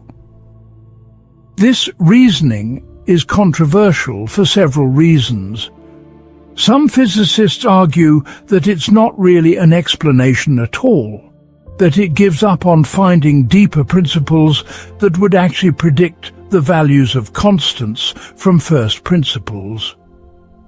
Others worry that the multiverse can explain anything and therefore explains nothing, that it's unfalsifiable and therefore not really scientific. Still, others embrace it as the most natural interpretation of both quantum mechanics and modern cosmology, a picture that emerges inevitably from our best theories. There's yet another type of multiverse worth mentioning, sometimes called the mathematical multiverse. The physicist Max Tegmark has proposed that every logically consistent mathematical structure exists as a physical reality. Our universe would be just one such mathematical structure, one set of equations and initial conditions. But all other possible mathematical structures would also exist as separate universes with their own laws of physics, perhaps even with different logics or different fundamental ontologies. This is perhaps the most radical multiverse proposal of all. It suggests that not only are there other universes with different constants and particle physics, but there are universes with entirely different mathematical structures underlying them, universes that might be so alien to our way of thinking that we couldn't even comprehend what existence means in those contexts. Let's step back and think about what all these multiverse ideas mean. If any version of the multiverse is correct, then the cosmos is vastly larger and more diverse than we ever imagined. Our observable universe, everything we can see with our telescopes, would be an infinitesimally tiny fraction of what exists. All of human history, all the galaxies we've observed, all the stars and planets in our cosmic neighborhood would be just one local patch of reality in an infinite tapestry. This has profound implications for how we think about our place in the cosmos. The Copernican revolution taught us that Earth is not the center of the universe, that we orbit an ordinary star in an ordinary galaxy. The multiverse takes this further. Not only is our planet unremarkable, not only is our galaxy one among billions, but our entire universe might be one among infinitely many. We would be living in what could be called a level of insignificance beyond what anyone before the 21st century could have conceived. Yet there's another way to view this. If the multiverse exists, then reality is far richer and more magnificent than we imagined. The fact that all these possibilities exist, that quantum mechanics and inflation and the mathematics of string theory lead naturally to this infinite proliferation of universes, reveals something profound about the creative power of physical law. The universe, or multiverse, is not parsimonious. Given the possibility of existence, reality goes all out, actualizing every possibility that physics allows. Some physicists and philosophers worry about the implications of the multiverse for scientific explanation. If anything that can happen does happen in some universe, then it seems we can't make predictions or explain why things are the way they are in our universe. Everything becomes possible, and therefore everything becomes equally unexplained. But defenders of the multiverse argue that we can still make predictions, just probabilistic ones. We can ask, given that we exist as observers, what should we expect to observe in our universe? This leads to calculations about which types of universes are most likely to contain observers, and therefore which properties we should most likely observe. Some versions of multiverse theory make testable predictions about things like the cosmic microwave background or the distribution of matter that can be compared with observations. The question of whether the multiverse is science or speculation remains hotly debated. Unlike theories about particles or forces that we can test in laboratories, we can never directly observe other universes. If they exist, they're causally disconnected from us, separated by infinite distances, or existing in separate branches of quantum reality that don't interact. Does this mean the multiverse is forever beyond the reach of science? Many physicists argue that the multiverse should be judged not as a standalone theory, but as a consequence of other theories that we can test. We can test inflation, quantum mechanics, and string theory through their predictions about things we can observe in our universe. If these theories are confirmed and they inevitably lead to the multiverse, then we have indirect evidence for the multiverse, even if we can never observe other universes directly. Think of it this way. We can't directly observe the interior of a black hole either, because no information can escape from inside the event horizon. Yet we're confident black holes exist because we observe their effects on surrounding matter and because they're a firm prediction of general relativity, which is well tested in other contexts. Similarly, other universes might be unobservable, but if they're inevitable consequences of well-tested theories, we might have good reason to believe they exist. The multiverse also touches on questions that go beyond physics into philosophy and even theology. If all possible universes exist, what does this mean for meaning and purpose? If everything that can happen does happen somewhere, what makes any particular outcome significant? If there are infinite versions of you making different choices in different universes, what does that mean for free will and moral responsibility? These are deep waters, and physics alone cannot provide all the answers. But what's remarkable is that quantum cosmology and the multiverse ideas it naturally leads to have forced these ancient philosophical questions into the realm of scientific discussion. Questions about the nature of existence, why there is something rather than nothing, and what it means to be a conscious observer in the cosmos have become, at least in part, scientific questions that we can approach with mathematical models and empirical observations. Whether the multiverse exists remains an open question. It might be that future developments in fundamental physics will point clearly to one type of multiverse or another. Or it might be that more refined theories will show the multiverse is unnecessary, that there are deeper principles that explain why our universe has the properties it does without invoking an infinite number of other universes. Only time and continued research will tell. What's clear is that quantum cosmology has opened up these possibilities, has shown us that our best theories naturally lead to ideas that would have seemed like pure fantasy just decades ago. The quantum nature of the early universe, the way it existed in superposition with multiple possible configurations, connects intimately with these multiverse concepts. Whether or not other universes literally exist, the mathematics of quantum cosmology describes them, and that fact alone tells us something profound about the nature of reality. Part 5. What this means for everything.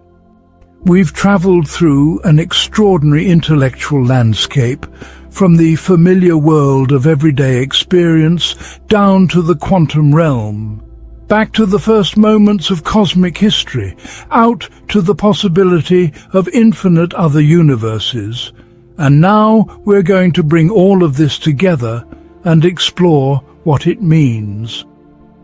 What does quantum cosmology tell us about the biggest questions humans have ever asked? Let's start with perhaps the most fundamental question of all. Did time have a beginning? This question has occupied philosophers and theologians for millennia. Common sense suggests that either time stretches back infinitely into the past, or there was a first moment when time began. Both possibilities seem deeply problematic. If time had no beginning, then an infinite amount of time has already passed, which seems paradoxical. But if time had a beginning, what could possibly have caused that beginning, since causes themselves seem to require time? Quantum cosmology offers a way out of this dilemma that neither philosophy nor classical physics could provide. As we discussed with the Hawking-Hartle no-boundary proposal, time might not have a beginning in the traditional sense, because time itself might gradually transform into something space-like as we approach what would classically be called the Big Bang. The question, what came before the Big Bang, becomes meaningless, not because there's a barrier preventing us from looking further back, but because the concept of before ceases to apply. Think about this carefully. We're so used to thinking of time as something fundamental, something that just exists as a stage on which events play out. But quantum cosmology suggests time itself might be an emergent phenomenon, something that arises from deeper quantum structures. In the most fundamental description of reality, time might not even be a meaningful concept. What we experience as the flow of time might be more like a rainbow, a real phenomenon that emerges from underlying processes but that doesn't exist as an independent thing in itself.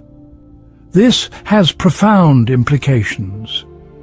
If time is emergent, then asking what caused the Big Bang might be like asking what caused time itself. But causation requires time, requires that one event come before another.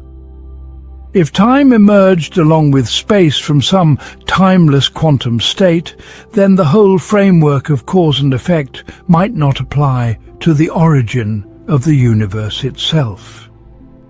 Some physicists and philosophers have suggested that the universe might be self-caused in a quantum mechanical sense.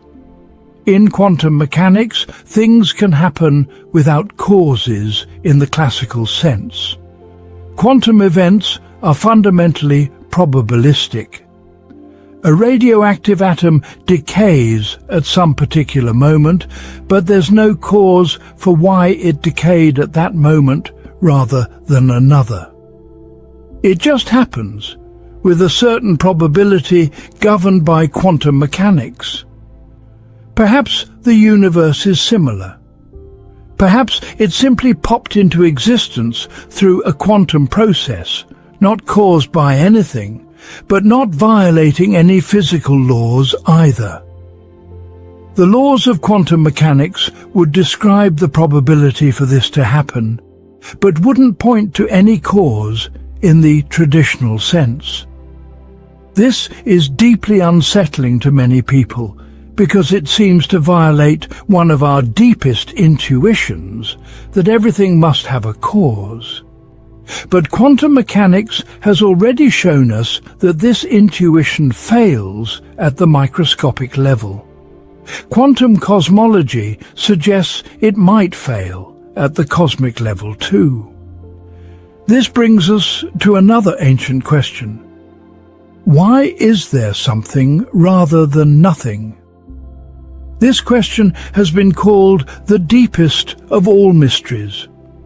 The fact that anything exists at all seems to call out for explanation. Yet any explanation seems to presuppose something already exists, whether it's physical laws, God, or some other foundation. Quantum cosmology offers some tantalizing hints about this question, though not a complete answer. We've discussed how the universe might have tunneled into existence from nothing through a quantum process. But what exactly is meant by nothing in this context? In quantum field theory, even a perfect vacuum, completely empty space, is not truly nothing. It's a seething foam of quantum fields, constantly fluctuating, with virtual particles popping in and out of existence. So when physicists talk about the universe coming from nothing, they often mean coming from this quantum vacuum, not from absolute philosophical nothingness. But where did the quantum fields come from? Where did the laws of quantum mechanics come from? Some physicists, like Lawrence Krauss, argue that this quantum vacuum is the most refined notion of nothing that makes sense physically, and that trying to explain existence starting from some more absolute form of nothingness is asking physics to answer a question outside its domain. Others, including many philosophers, argue that this doesn't really answer the question. The quantum vacuum with its fields and laws is definitely something, not nothing. The question of why there are laws of nature at all, why there is a quantum vacuum rather than absolutely nothing, remains unanswered. Perhaps the question itself is somehow misformed. Perhaps existence is in some sense necessary, the only coherent possibility, though we don't yet understand why. Or perhaps in the context of the multiverse, all possible laws and all possible types of universes do exist.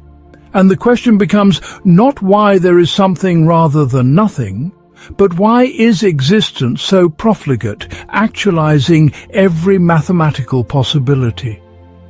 These deep metaphysical questions connect to another aspect of quantum cosmology that we should explore: the role of consciousness and observation. In ordinary quantum mechanics, the measurement problem looms large. What causes the quantum state to collapse from superposition into one definite outcome?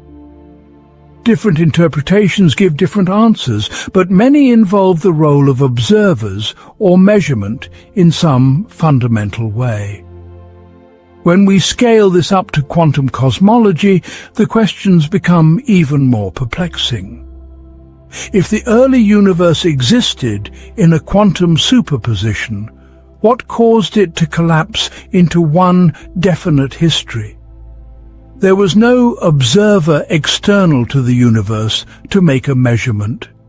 Does this mean consciousness played some role in actualizing the classical universe from quantum possibilities? Some physicists, like John Wheeler with his participatory universe idea, have suggested that observers play a fundamental role in bringing the universe into being. In this view, the universe is not fully real until it is observed, and conscious observers are necessary to give reality its concrete character. This leads to a kind of cosmic bootstrap, where the universe creates conditions for observers to arise, and observers in turn actualize the universe by observing it. This idea has a kind of poetic appeal, but most physicists are skeptical that consciousness plays such a fundamental role. More likely, decoherence through purely physical interactions is sufficient to make the universe classical, without needing to invoke consciousness. The environment itself can serve as an observer of sorts, with different parts of the universe entangling with each other in ways that produce classical behavior. Still, the connection between quantum mechanics and consciousness remains mysterious. We don't understand how conscious experience arises from physical processes in the brain, and we don't understand why quantum mechanics seems to give a special role to measurement and observation. These might be connected mysteries, or they might be separate puzzles that just happen to both involve subjective experience and physical reality in confusing ways. Let's think about what quantum cosmology tells us about the arrow of time, the fact that time seems to flow in one direction. We remember the past, but not the future. Eggs break, but don't spontaneously reassemble. Heat flows from hot to cold, but not the reverse. This asymmetry seems fundamental to our experience, yet the microscopic laws of physics are almost entirely symmetric in time. You could run a movie of fundamental particle interactions backward, and it would look just as physically valid. The arrow of time is usually explained by entropy, the second law of thermodynamics that says disorder tends to increase. But this just pushes the question back. Why was entropy low in the past? Why did the universe start in a highly ordered state that has been becoming more disordered ever since? Quantum cosmology might offer an answer. The very early universe, despite being incredibly hot and energetic, was actually in a very low entropy state because it was extremely uniform. There were only tiny fluctuations from place to place. As the universe expanded and cooled, gravity amplified these tiny differences, pulling matter together into clumps that eventually became galaxies and stars. This process of structure formation increased entropy enormously. Why did the universe start in such a low entropy state? This might be connected to the quantum origin of the universe. The quantum state that tunneled into existence or emerged from the no-boundary proposal might have had special properties that naturally gave rise to a low-entropy beginning. The arrow of time, the fact that we experience time flowing in one direction, might ultimately be explained by quantum cosmology's description of how the universe began. There's another profound implication of quantum cosmology that we should consider: what it tells us about the limits of knowledge. There seem to be fundamental barriers to what we can know about the universe. The cosmic horizon limits how far we can see because light from more distant regions hasn't had time to reach us. The Planck scale seems to represent a fundamental limit on how finely we can probe space and time. Quantum indeterminacy means we cannot know certain properties with perfect precision simultaneously. These aren't just practical limitations that better technology might overcome. They appear to be fundamental features of reality itself. Quantum cosmology suggests that there might be questions about the universe that have no answer. Not because we're not clever enough to find the answer, but because the questions themselves don't correspond to anything real. Asking what happened before the Big Bang might be such a question if time itself emerged at the Big Bang. This represents a kind of epistemic humility that science is learning to embrace. For much of the history of science, there was an assumption that given enough time and resources, we could eventually understand everything about the universe. But quantum cosmology, along with other developments in modern physics, suggests that reality might be more subtle than that. There might be aspects of existence that are fundamentally beyond our ability to observe or even conceptualize. Yet, despite these limitations, quantum cosmology has given us extraordinary insights. We can talk meaningfully about what the universe was like when it was a billionth of a billionth of a billionth of a second old. We can trace the origin of galaxies back to quantum fluctuations smaller than an atom. We can calculate probabilities for different histories of the entire cosmos. This is an almost miraculous achievement of human intellect. Think about the tools we've used to reach these insights. Mathematics, observation, and human reason have allowed us to peer back to the very edge of time, to understand the behavior of the entire universe when it was quantum-sized. We've never been to those early moments. We can never repeat the experiment of cosmic creation. We can't hold the early universe in a laboratory or examine it directly. Yet, through the power of mathematics and the evidence encoded in the cosmic microwave background and the large-scale structure of the universe, we've reconstructed what happened with remarkable confidence. This speaks to something profound about the relationship between mind and cosmos. The universe is comprehensible to us. The mathematics that describes quantum fields and curved space-time, abstractions created by human minds, actually capture something true about physical reality. This unreasonable effectiveness of mathematics, as physicist Eugene Wigner called it, remains one of the deepest mysteries. Why should the universe be mathematical in structure?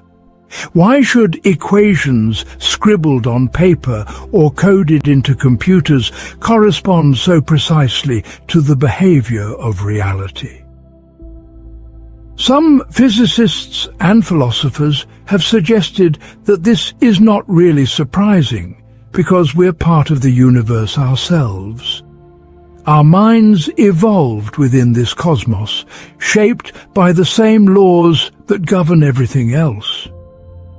Perhaps our mathematics is effective because our brains are physical systems that resonate with the mathematical structure of reality.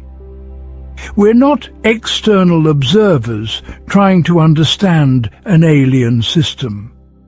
We're the universe trying to understand itself. This brings us back to a theme that's woven throughout quantum cosmology: the interconnection of observer and observed, the way consciousness sits within the physical cosmos yet somehow can comprehend it. We are arrangements of atoms that were forged in stars, collections of particles governed by quantum mechanics, patterns of matter and energy that arose from quantum fluctuations in the early universe. Yet we can understand these origins. We can trace our own history back to the Big Bang. We can comprehend, at least partially, the quantum processes that gave birth to everything. There's something almost miraculous about this. The universe began in a state we can barely imagine, a quantum superposition of possibilities, incredibly tiny and incredibly simple. Through 14 billion years of evolution, guided by the laws of physics, that initial state gave rise to stars and planets, and eventually to structures complex enough to be aware, to wonder about their origins, to do the mathematics and observations necessary to reconstruct their own history. The cosmos has become self-aware through us. Some philosophers and scientists have speculated that this might not be an accident. Perhaps the universe must give rise to observers in order to actualize itself from quantum possibility into classical reality. Perhaps consciousness is not an incidental byproduct of cosmic evolution, but somehow built into the structure of existence itself.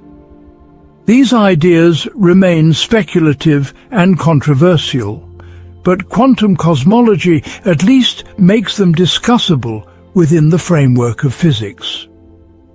Let's think about what quantum cosmology suggests about the future of the universe. We've focused mainly on origins, but the quantum nature of the cosmos also has implications for its ultimate fate. Current observations suggest the universe will expand forever, with expansion actually accelerating due to dark energy, the mysterious energy that fills empty space. Galaxies will move farther and farther apart. Stars will eventually burn out. Black holes will evaporate through Hawking radiation. In the unimaginably distant future, perhaps 10 to the 100 years from now, the universe might consist of nothing but isolated particles drifting through an ever-expanding void. But quantum mechanics introduces uncertainty even into this far future. Quantum fluctuations never completely stop. Even in the far future, there's a tiny probability that a new inflationary region could spontaneously form, giving birth to a new bubble universe. The cosmos might be cyclic in some sense, with new beginnings emerging from quantum processes, even in what seems like the death of the old universe. Some versions of quantum cosmology even suggest that time might be cyclic, that the universe might undergo endless cycles of expansion and contraction, or that what we call the Big Bang might have been a quantum transition from a previous phase of the universe rather than an absolute beginning. These ideas remain speculative, but they show how quantum cosmology opens up possibilities that classical cosmology could never have conceived. What about the practical implications of quantum cosmology? Does understanding the quantum origin of the universe have any relevance to our everyday lives? In one sense, the answer might seem to be no. Whether the universe tunneled into existence from nothing or emerged from a no-boundary state makes no difference to how we live our daily lives, how we treat each other, or what gives our lives meaning and purpose. But in another sense, quantum cosmology represents one of the greatest achievements of human culture, comparable to great works of art or literature or philosophy. It's part of humanity's ongoing attempt to understand our place in the cosmos, to answer the fundamental questions about existence that have occupied every culture throughout history. These questions matter because they're part of what makes us human. We are creatures who wonder about where we came from and why we're here. Moreover, the technologies that emerge from quantum mechanics have transformed our world. Computers, lasers, medical imaging devices, GPS systems all depend on our understanding of quantum physics. The same kind of fundamental research that's pushing into quantum cosmology might eventually lead to technologies we can't currently imagine. History shows that understanding the deepest workings of nature often pays practical dividends, though usually in ways we don't anticipate.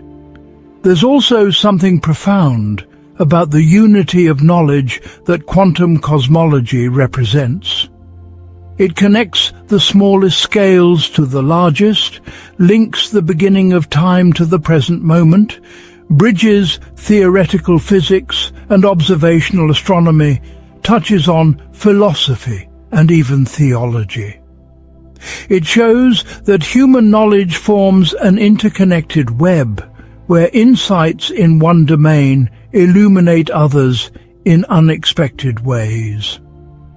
As we think about what quantum cosmology means for everything, we should also consider what it suggests about the value of knowledge itself. We live in an age where practical utility is often valued above pure understanding. But quantum cosmology reminds us that some questions are worth pursuing simply because they're deeply human questions, because the desire to understand is part of what makes us who we are. The universe didn't have to be comprehensible. It could have been utterly chaotic, following no discernible patterns or laws. Or it could have been so complex that no finite minds could grasp its workings. But instead, we find ourselves in a cosmos that, while extraordinarily strange at its deepest levels, follows mathematical laws that we can discover and understand. This fact itself seems worthy of wonder. Quantum cosmology also teaches us about the importance of being willing to follow ideas wherever they lead, even when they challenge our intuitions or lead to conclusions that seem absurd. The idea that the entire universe was once smaller than an atom seems ridiculous. The notion that reality exists in quantum superposition seems to violate common sense. The possibility of infinite other universes seems like pure science fiction. Yet these ideas emerge naturally from our best theories when we apply them rigorously and honestly. This willingness to accept conclusions that follow from evidence and mathematics, even when they conflict with intuition, is one of science's greatest strengths. It's led us to understand things that would have seemed impossible to previous generations. It's taken us from thinking Earth was the center of everything to understanding that we live on one planet, orbiting one star in one galaxy among billions, in a possibly infinite cosmos that might itself be just one of countless universes. Each step in this journey has made the universe seem larger and stranger, and has made our place in it seem both smaller and more remarkable. We're tiny, living on a speck of dust in an incomprehensibly vast cosmos. Yet we're also extraordinary, perhaps the only structures in our cosmic neighborhood complex enough to understand where we came from and how we got here. Conclusion: the universe's ongoing mystery. We've journeyed together through one of the most profound intellectual adventures in human history. We've explored how the universe began, what it was like when it was quantum-sized, how quantum fluctuations became galaxies, and what all of this means for the deepest questions we can ask about existence itself. Now, as we reach the end of our exploration, let's reflect on where this leaves us. Quantum cosmology has given us remarkable insights into cosmic origins. We understand that the Big Bang was not an explosion in space, but an explosion of space itself. We know that in the earliest moments the universe was governed by quantum mechanics, existing in a superposition of possibilities before settling into the definite classical reality we observe today. We've traced the structures we see around us, from galaxies to planets to the atoms in our bodies, back to quantum fluctuations that occurred when the universe was incomprehensibly tiny and young.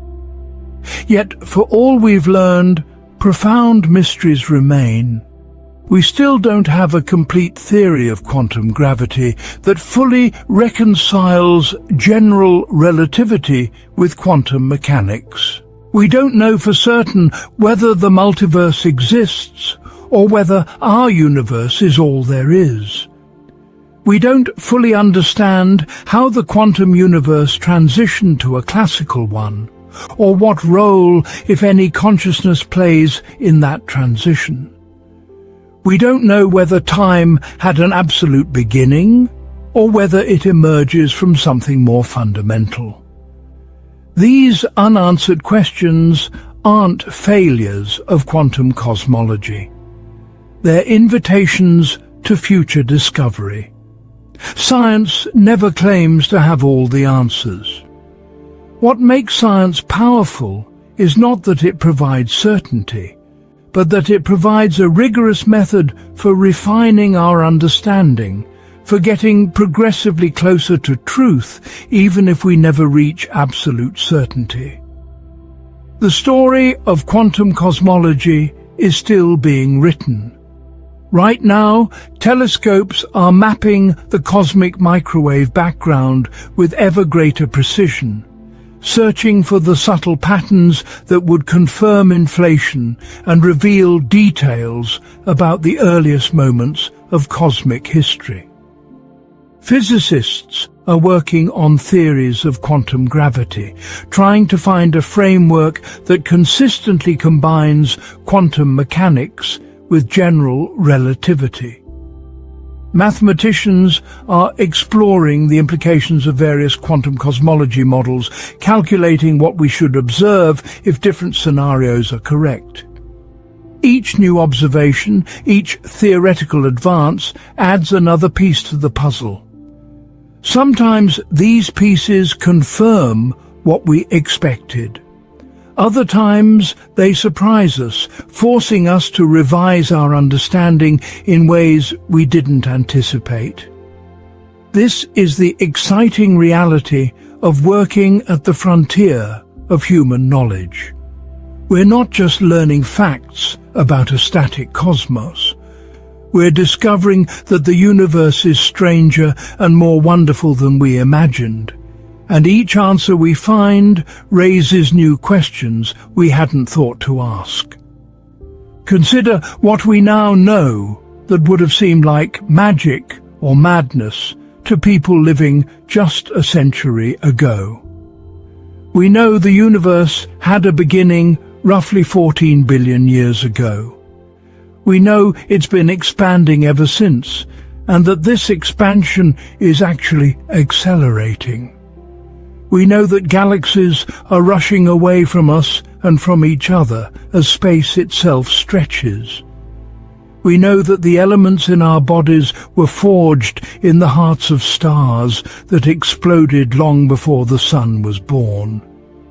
We know that quantum mechanics governs the behavior of atoms and subatomic particles, and that these quantum rules somehow applied to the entire universe when it was newborn. A century from now, what will we know that would seem equally fantastic to us today? Perhaps we'll have a complete theory of quantum gravity.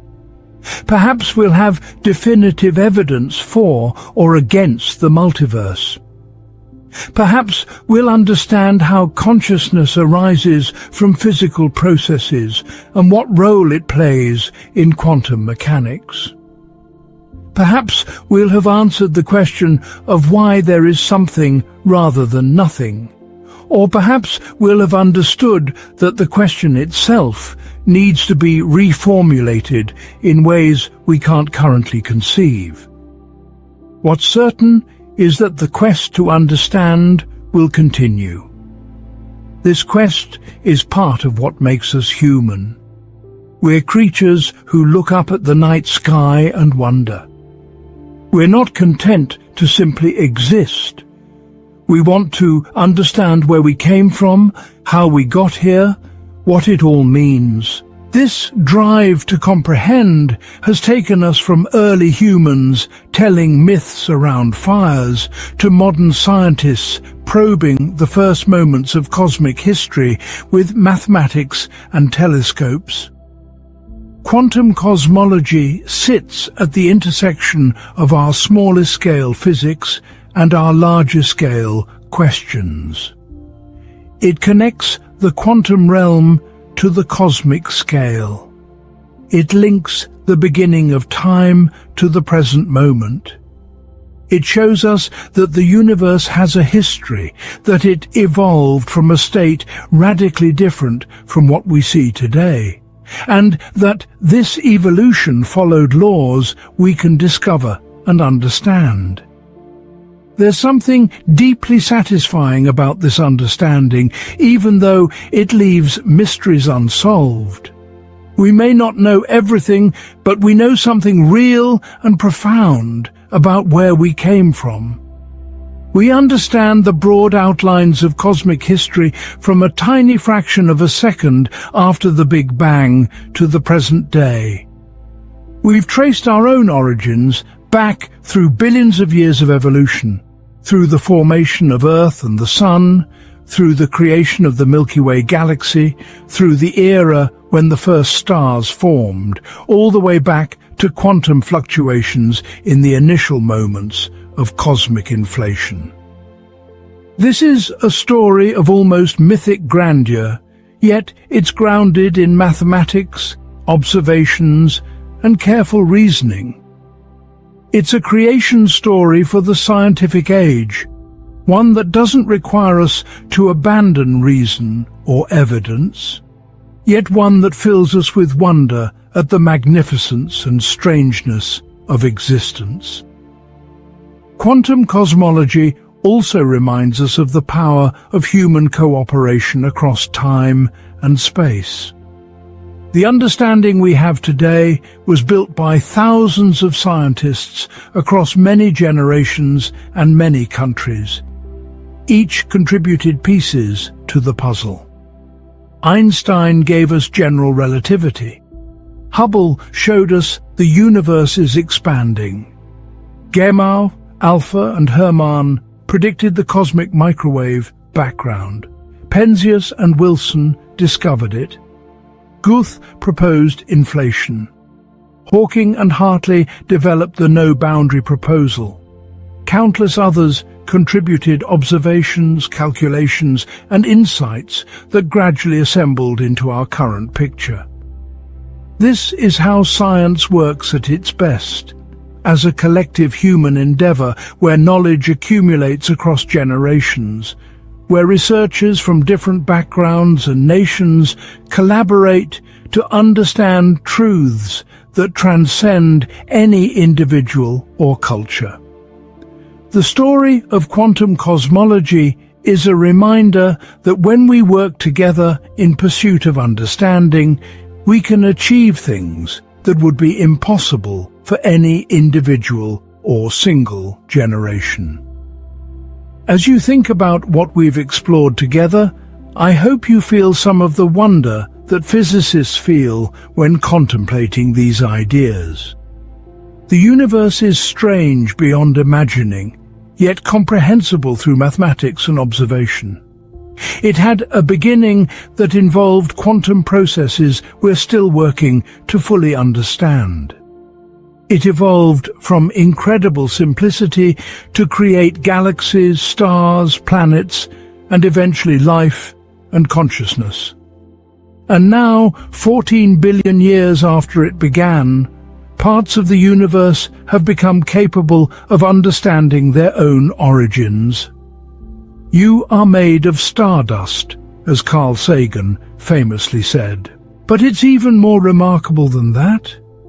You're made of particles that were once compressed into a volume smaller than an atom. You're made of matter that went through quantum fluctuations in the earliest moments of cosmic history. The atoms in your body have been on a 14 billion year journey from the Big Bang to this present moment. You are the universe experiencing itself, asking questions about its own nature. Quantum cosmology is more than just a scientific theory. It's a profound story about existence itself, about how something emerged from what might have been nothing, about how simplicity gave rise to complexity, about how blind physical laws created a cosmos capable of producing minds that can understand those very laws. It's a story that's still unfolding, with new chapters being written by scientists working right now to push the boundaries of human knowledge a little further. The mysteries that remain are not reasons for despair, but reasons for excitement. They're opportunities for future discoveries, invitations for the next generation of scientists and thinkers to push our understanding deeper.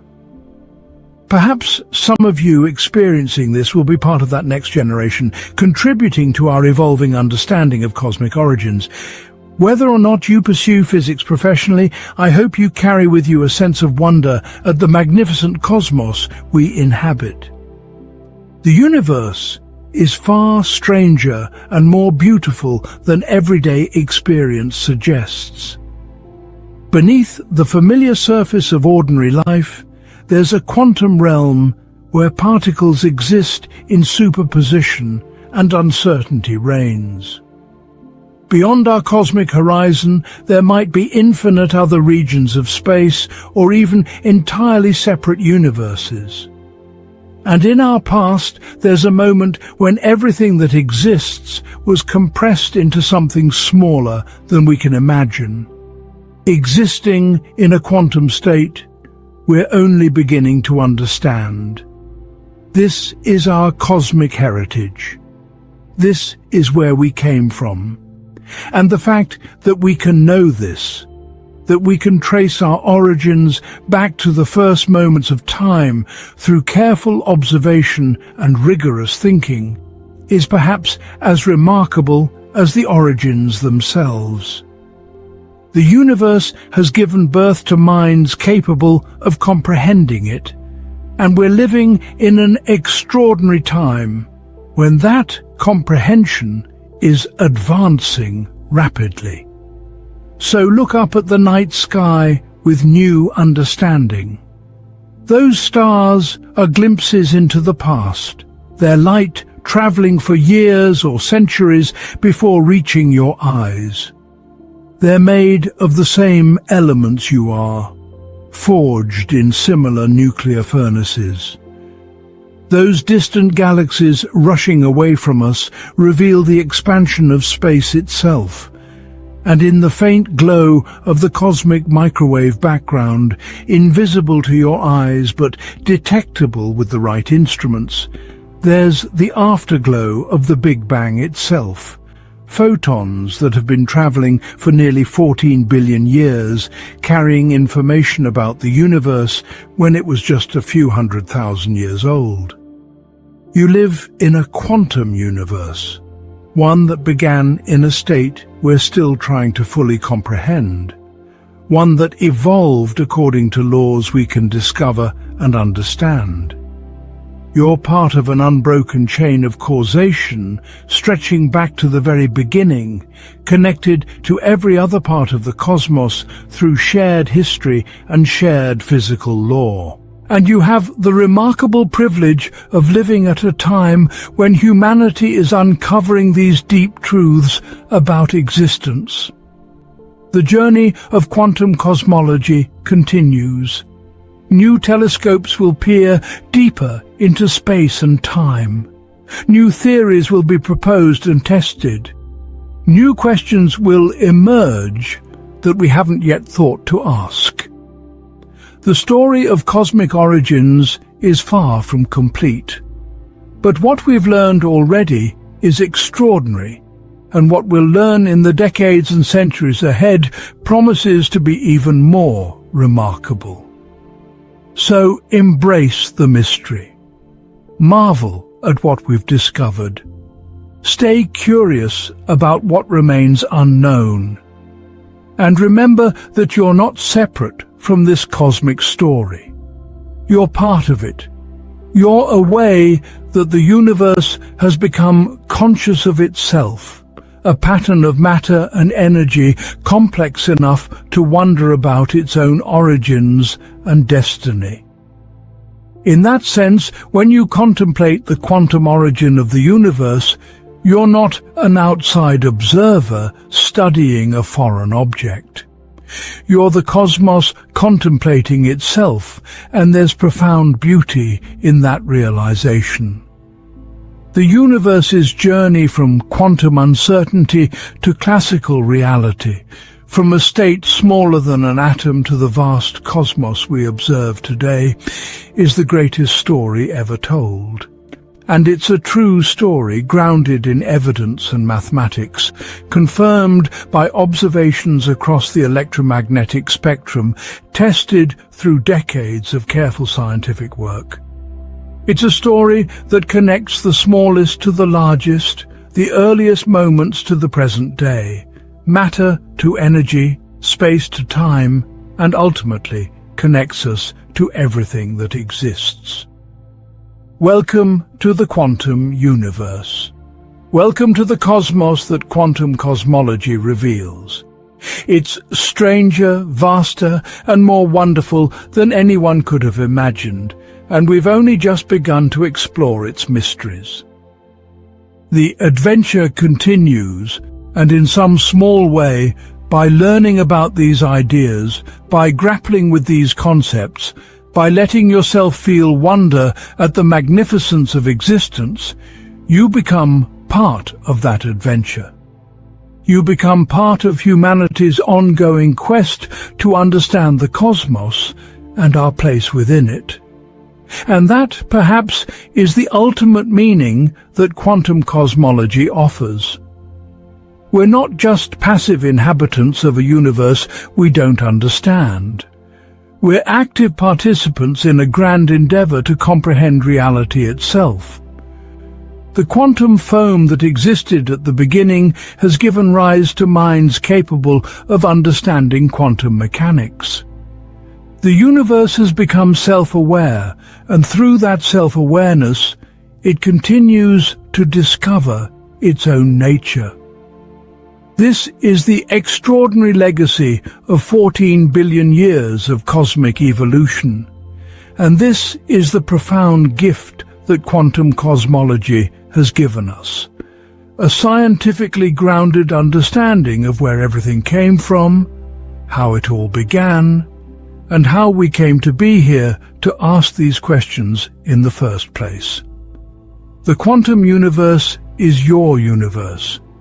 Its story is your story, and the ongoing quest to understand it more deeply is humanity's story. May you carry forward with you a sense of wonder at this magnificent cosmos and an appreciation for the remarkable fact that we can understand it at all.